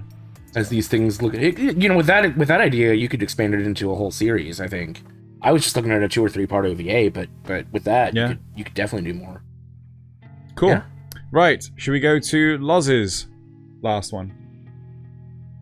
Right. Well, for my third one, the thing is obviously a pitching, so I didn't want to do another one. I thought, okay, I've got my sci-fi. If I'm not sci-fi, that's my limit. And it's all sci-fi. So I decided to make up a sci-fi show of my own. So this isn't a show. You don't have to guess anything. Okay. I want it to be different. And originally I was like, okay, I want Max, but I'm like that Loz. He's always got to be different. Gotta be different. Okay. I love it. No, I love it. This is my sci-fi section for my anime. So first of all, it's a little bit ahead of us where we are now, but Earth is just basically a nuclear rock, all dead, everything dead. So we have to live in space. And humanity is surviving throughout the solar system. Obviously, when push comes to shove, we've invented a lot of technology. We can survive in asteroids. We can survive in whatever.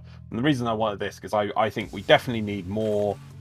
We need more media pushing towards getting us off this bloody planet because we need to not. And it's actually a saying from Gundam, but it's like souls held down by gravity. And I do feel that until we get off of Earth and are able to survive as beings outside of being trapped down by gravity, we won't survive and progress. We have to do that. So anyway, so that happens. Anyway, but that's just the base show. So my show moves on. Obviously, humanity, it's not the best, but they're managing to hold on. There's still billions of people, but they're spread throughout the whole solar system. Not got much further. And then what happens is a giant derelict alien spaceship enters the solar system. It's clearly dead, but it's huge. And it starts the path it'll take is it'll travel around the sun and then just sort of slingshot out of the solar system and disappear forever. And at first, nobody really cares about it. It's just like it's just a rock. But then some people collect a tiny fragment that's in the front and wake of it, because obviously they can see it coming. And it's just like some plating or something from the start. And they realize how advanced this ship is, which then leads to a crazy free-for-all to get onto the ship and see what technology can we pull off before it leaves the solar system. So it's a bit of a sort of time thing because it's so huge. That they can't stop it. They're not going to be able to. It's traveling obviously kind of quick, but they're able to catch up and get on and things. But it'll they haven't got the energy to stop this thing, and it's just going to disappear out of the solar system. And obviously, once it does, anyone on it is just dead because you're not going to come back. Yeah. So they've got a limited time. And then the way this is season 1 for it, and the feeling because I've kind of got this is obviously we've been watching recently.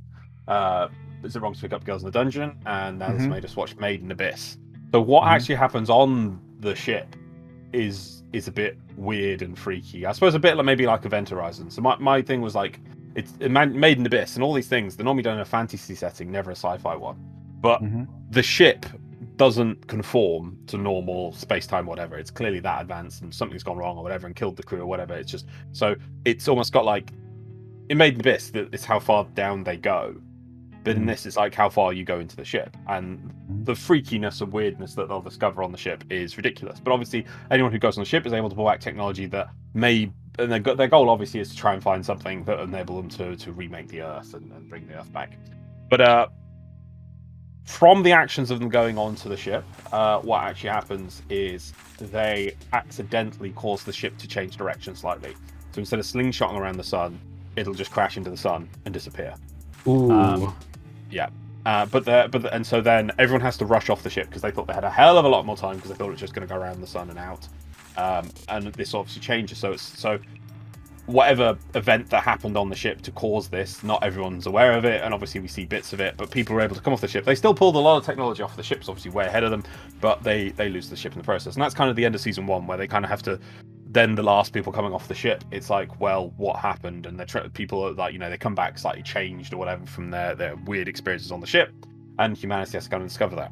Then we move on to season 2. But they think, okay, but they did still bring back some great technology, which may in the future lead to some advancements. They think it's on the whole, it seems quite a positive ending, but a weird thing what happened. Then season 2, the aliens start appearing. And they're very hostile, but they don't. The most of the season will be spent trying to communicate with the aliens because they won't. I don't like aliens that are humanoids. These are going to be weird, freaking aliens. They're going to be sentient. Yeah, we're talking about Warframe. Yeah, I got it. They're not even going to see us or carbon-based life. They don't even understand that as human. But they were trying to get the ship. But obviously, so if humanity left the ship alone, the ship would have exited the solar system, and these aliens that appear would have just ignored Earth because they would have gone after the spaceship. So it was through humanity's actions that now, in the destruction of that giant space hulk, the futuristic space hulk, that has now led these aliens to go, well, what happened here? We were chasing that, we needed that, or whatever. Obviously, but all the technology you took off of it is now ours. Yes, that's what they're. So they're trying to see if whatever they were looking for, or clearly they were trying to find on the spaceship, did get off in time. So it's kind of a thing. Obviously, though, humanity has advanced quite a bit from the stuff they took off the ship. So obviously, we have a nice space opera conflict. But then by the end of the season, we managed to communicate with the aliens and realize that they're not that bad. But in season 3, it turns out the reason why they were hunting down that ship is because they needed it to try and escape and survive what was actually coming behind them, which was the original creators of the giant evil Space Hulk of whateverness. And so, in season 3, it then becomes humanity plus weird aliens in season 2 that are arch enemies coming together with us that we have to then defend against the weird, crazy alien thing that made that Space Hulk, but then that Space Hulk seems to have been something that they lost, or they got away from them or something, so it becomes weird and freaky towards the end through humanity developing what they did get off the Space Hulk and things like that as they join with the aliens to confront the real threat that is the weird super aliens that are going to destroy everything. Yep, there you go. That's my setting. But do we have a cute character that kids will identify with? Yes. It'll be a small robot and it'll make bleepy noises. Sweet. Oh, I'm on board. It'll get smashed horrifically in season 2, but they'll rebuild it for season 3 because people will want a new version of it that's red rather than black. Actually, listening to you makes me wish I'd adapted a couple of other things, but I think Xeno, you wanted to say, yeah. Like you saying about this robot just reminds me of Mike Saunders and my urge to Mike Saunders. Oh, I was going for like R2D2 money. I was joking for like it's gonna be like money. You gotta. Yeah, no, I'm down with that. I'm down with that. But it's just like a small robot that the kids get down with. It's fucking Mike Saunders. Oh no, I was thinking Guy more. Gauga. No, Ulysses. Do you remember Ulysses? That weird sci-fi Ulysses thing. Ulysses 21. Yeah. Yeah, there's a little red robot in that. That's what I was thinking. But I like this, so I have multiple questions. Right, first off. You say billions of humans are alive in the solar system, right? Yeah. Where are they living? You can just list off a bunch of places. It's fine. Moons, asteroids, asteroid belt, moons around Jupiter. Moons around, especially space moons stations. Jupiter. Basically, I like space stations would work too, especially in Fable ones. Would work, yeah. I kind of like how the way the what's it called? Oh, what's that sci-fi show called? Really good one. Oh. Letter likes it. And I like it as well. Expanse? What's it called? The Expanse, yes. Oh, yeah. It actually gives you variation happening across the solar system, and it has that kind of stuff, and that's the kind of stuff I would like to bring in. Okay. Factions. Right, how do factions work? Well, like the Expanse. The humans. So governments as opposed to corporations. Both. Both? Okay, so we got both. Okay, that's I fine. like the way the Expanse for the way the humans are set up. I think is really good because, but then obviously you can get the Japanese spin on the way that they don't like their own government is very unique and things even more than we don't like our own government, but it's different to the way they don't like their government. So and that could be their way of doing it. So with the exploration of the ship, which I assume is the bulk of season 1. That's season 1. Yeah. Yeah. Okay. Cool. So. The antagonists in season 1 are going to be more other humans competing to search. Are the humans only ever able to like dock in one place? No. So they can dock from. They can dock anywhere, but remember that I said this ship is like super way ahead. Like the internals of the ship don't make sense. Okay. It's TARDIS size. It's. You can choose wherever you want to go. So obviously, so that there can be people competing, thinking that. They can all reach the ship and dock at different points and not fight each other, but then they might discover some people. Even though, you might dock at one side, and then the people might have docked on the other side, but all of a sudden, they'll meet inside the ship. It's like, how is this possible? And then they'll have a conflict over some piece of technology or something. So, even though we may never know, do you know why the ship changes course to crash into the sun? Oh no, it's because of the people doing stuff on the ship, taking technology and things. So someone takes something. We will see part of it. Yeah, but they won't understand what they're fucking with. This sort of thing. Right. So but then there'll be implications of that, of what happened to the people who were there. There's so many people taking stuff that we won't know which piece of technology necessarily did it. So we won't. We'll know the last one that was the final straw, but we won't know if there was other bits and pieces. Yeah, and we won't know if some of the bits might be more important in late seasons when they thought it was just a paperweight early on, sort of thing. So what's the time difference between season 1 and 2?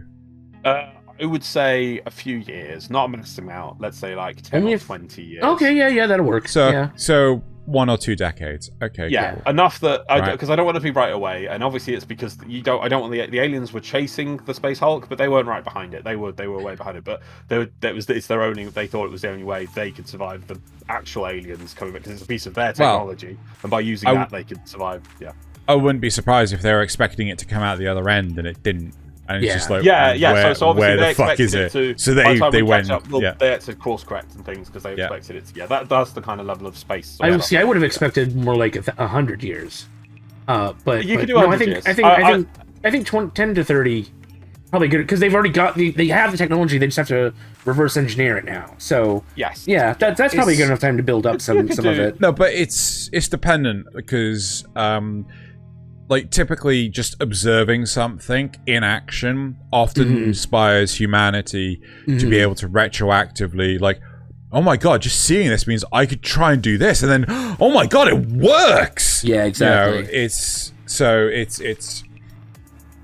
just observing something often leads to the understanding of and some of the stuff they pulled off obviously is going to be brings humanity together because it's just going to be like so much energy that it's like there's no point, almost build maybe longer than 20 years. You could have like 50 years or something, brings humanity sort of a golden age with some technology they pull off, even though they don't understand it all, just because of the crazy amount of almost infinite energy they're able to produce. So things aren't as hard anymore. Like they can almost make matter out of things. They can just make oxygen wherever they need or water wherever they need. So everything becomes so much easier, and not to the point that like you think like, oh, but the corporations will take over and things. Like, no, it's just so effective, this technology. There's no point, they do better by just expanding. Yeah.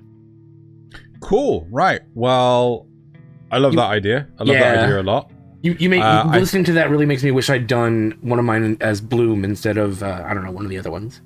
It makes me want to rewatch The Expanse because I haven't. I think I stopped.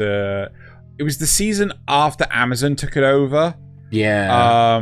Like I watched the first season, Amazon took it over, but I haven't continued since then, sort of thing.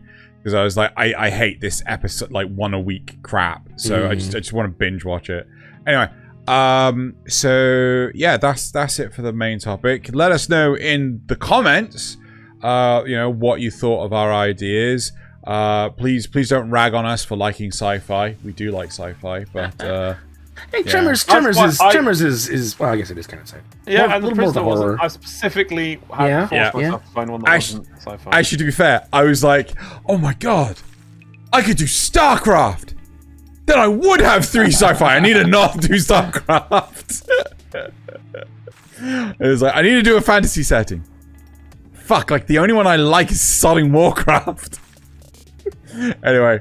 So let's go to the next part of the show, which is the supporter questions.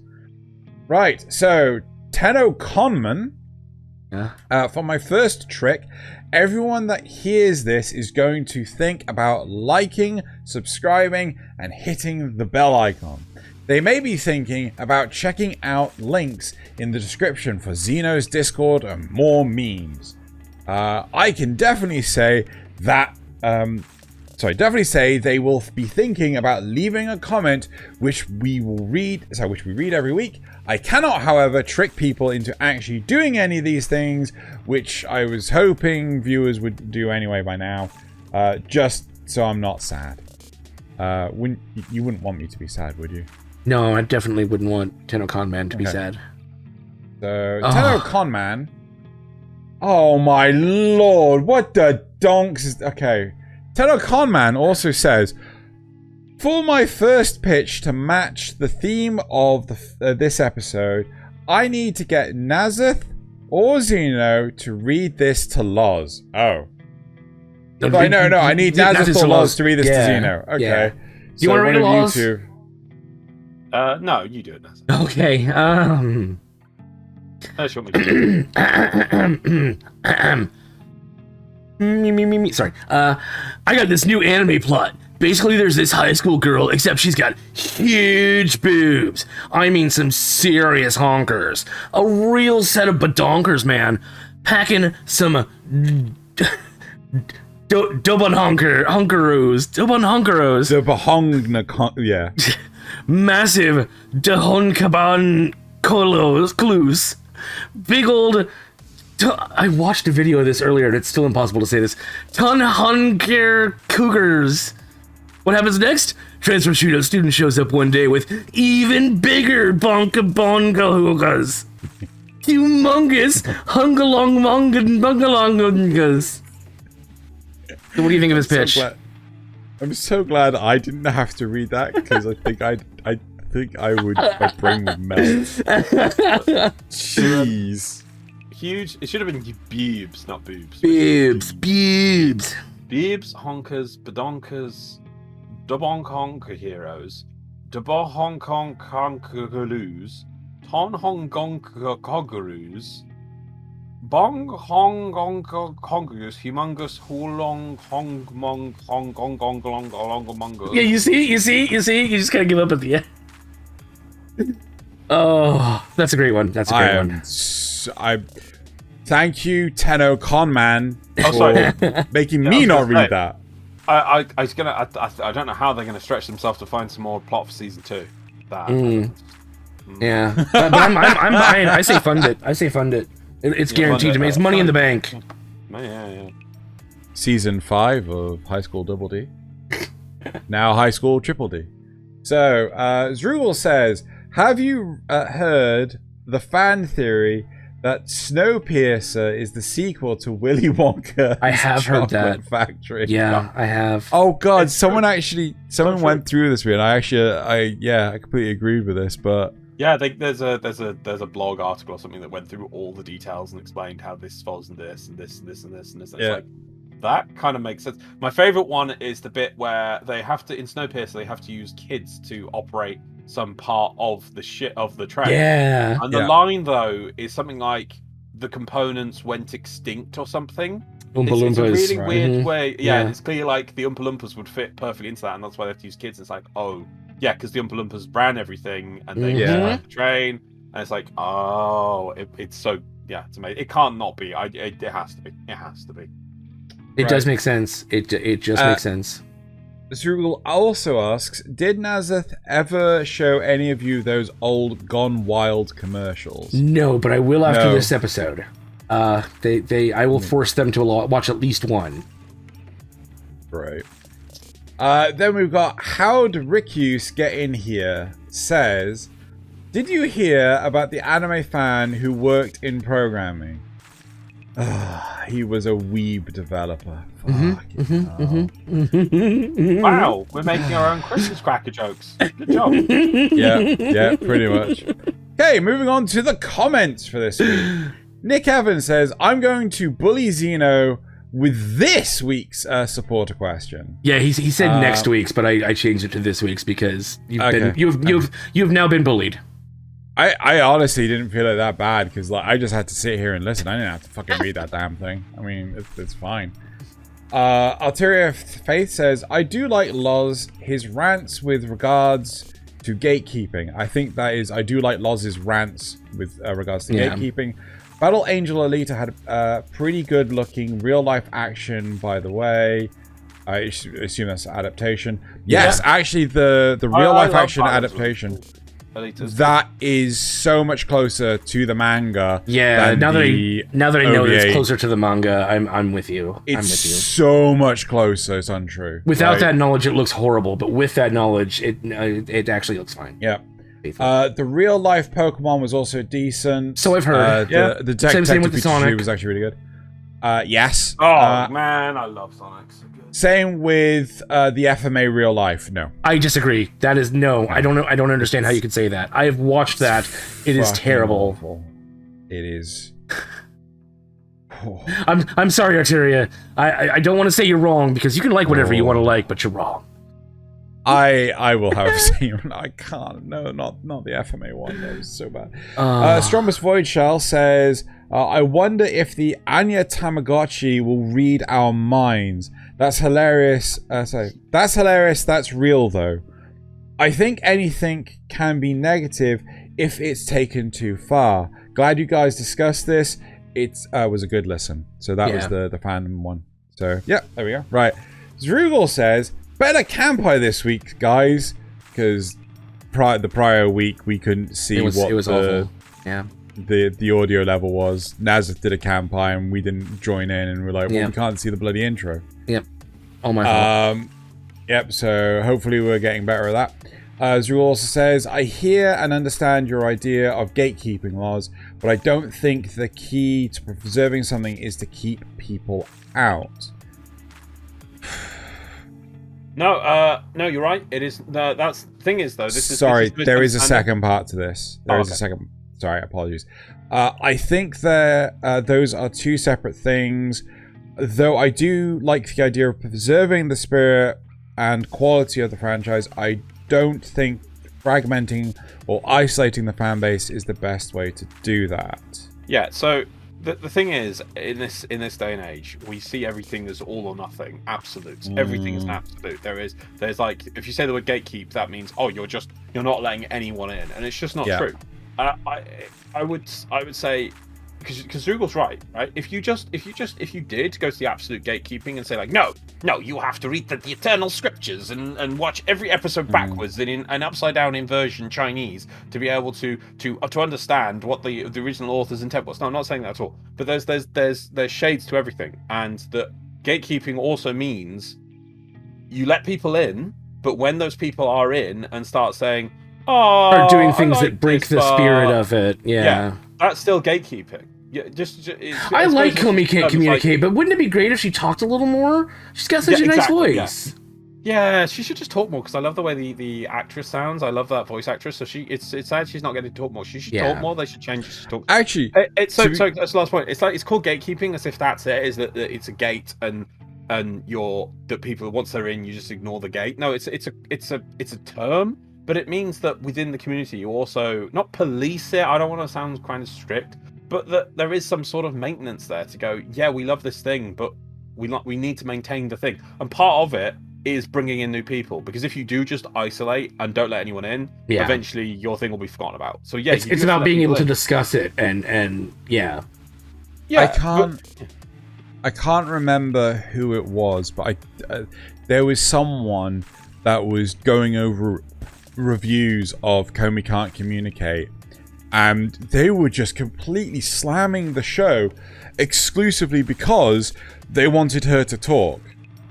Oh, it's unrealistic that someone would be experiencing this level of anxiety. I have known actual people with that level of anxiety, so no, it's not unrealistic. But regardless, it's a piece of fiction. Yeah. If you don't like it, don't try and force a change on it. Just don't watch it. Yeah. Yep. Right. The last point Zrugal has is, I think a great example of positive criticism from the fans would be like the abridged versions, because they are obviously fans and they want to highlight the value of a show, but also mock the flaws. I agree with this. Ooh, it can. It can. It depends. Be that way. It depends on the abridged series. Yeah, that's true. Because, like, we always had that idea of doing the Overlord abridged, and it was 100% mocking the flaws. Yeah. It's like, we don't enjoy... But we still... It's almost like we enjoy how bad it is, and we enjoy mocking it, so there's something there that... No, everyone kept on telling us to watch this train wreck. We watched the train wreck, and we can officially say we watched the train wreck. Yeah. We don't like the train wreck. The train wreck was bad, but also there's plenty of potential to take the piss out of the train wreck. Yeah. It's so yeah. Right. And then Trex Paddock, or T-Rex Paddock. Wait, were you talking about Boba Fett's spaceship? Right? Yeah, now, silver, I think this silver one, yeah. Yeah, this was to do with the silvery. And no, the context that we were talking about was to do with Rising of the Shield Hero, but for the exact same reason of why Boba Fett's spaceship got named Boba Fett's spaceship instead of Silver One. I think that's what... That's actually not... Yeah. Huh? As in, that's what Trek's kind of saying. It's like, oh, you mean that word. Yes, that word. Yes, we're talking about that word. That word. Right. Okay, cool. So now we're going to move on to the memes. So, Nasuth's first meme of the week. Right. Having a cold in real life. Having a cold in the anime world. Oh dear God. It's so true though. When Tadano had a cold and he was just like, I'm dying. I'm hallucinating. Oh my God. I don't understand that in like, you know, do they get like hit do what they call a cold is what we call a flu? Yeah, maybe. Yeah. Probably. Okay. But then there's the flu, and then there's their flus, which seem to almost kill them. And the flu can kill you, it's true, but they seem to get the worst all the time. But anyway, Yeah. Right. Okay. I receive your soul of eternity. You receive a handmade lunch every day. I just thought it was cute. I've tried to watch this show. Mm-hmm. I couldn't. Maybe we could watch it together. Maybe we could try it. We could try it. Yeah. Okay. And then we can mock it together. Yeah. Main characters in Indian movies, main characters in anime, being unbelievably immortal for no reason. It's so true. Okay. Oh my I God, remember what I saw recently. So I love some Indian movies. I love when they do like fantasy. Oh epics. God. Yeah. Some of them are so amazing. Their Indian sci-fi movies. movies. Their sci-fi movies are just Vaguely good. I've got some corridor digital reviewing Bollywood stuff. Yeah? You guys. Yeah, brilliant. Right, so 3? Yes. It's a little hard to read. Wit Studio. Due to budgetary constraints, we will not produce the following season of this anime. So what are you gonna do with this famous title? Pass on to Mappa. Pass on to Mappa. I believe that's happening again now. Yeah. What do you know the context of like what they're gonna pass on to Mappa? I can't remember which one they're passing on now, but it is something. Okay. I'm sorry. Because that was Attack on Titan. Yeah, that makes sense. They did that with Attack on Titan. Yeah. Okay. Better a bad ending than no ending, says Attack on Titan. Hunter x Hunter. Oh God. Berserk. Oh God. Oh dear God. Oh yeah. Yeah. Yeah. As it should be. And finally, for they said this was for Pride Month. I don't really think so, but it's just funny anyway. Okay. Babe, tie me up and do whatever you want. Babe? Playing video games. Yeah. You're welcome. You're welcome. Oh, I get that. Tie them up and then go off and go play video games. Yep. Do what you really want, you know? Yep. Right. Okay, so my first one. Okay, the internet. Morbius memes. Sony. We should re-release Morbius back into the theaters. Morbius flopping for the second time. Oh God, yeah, I saw some Morbius memes too. It was like, maybe we release it the 4th time it'll work. Oh my God. What they should have done is just bring it out on DVD with some extra image, minimal. I hear the sequel's going straight to streaming. Wow. And it's just like, exactly. It's like here's a better hint. Don't do a sequel. Yeah. You know.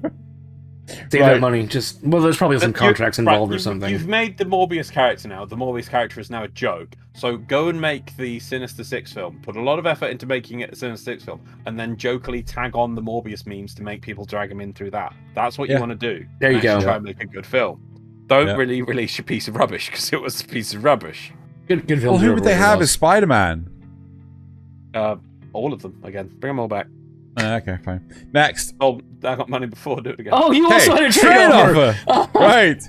I receive a piggyback ride whenever I pass out. You receive a front row seat to the greatest explosions you could imagine. Worth. Yep. Good trade. Yep. Right. My third one. Doctor, how old are you? 21 next week. Wow, you're optimistic. You got like little cute chibi hollow. Wi-Fi drops down one bar. YouTube quality.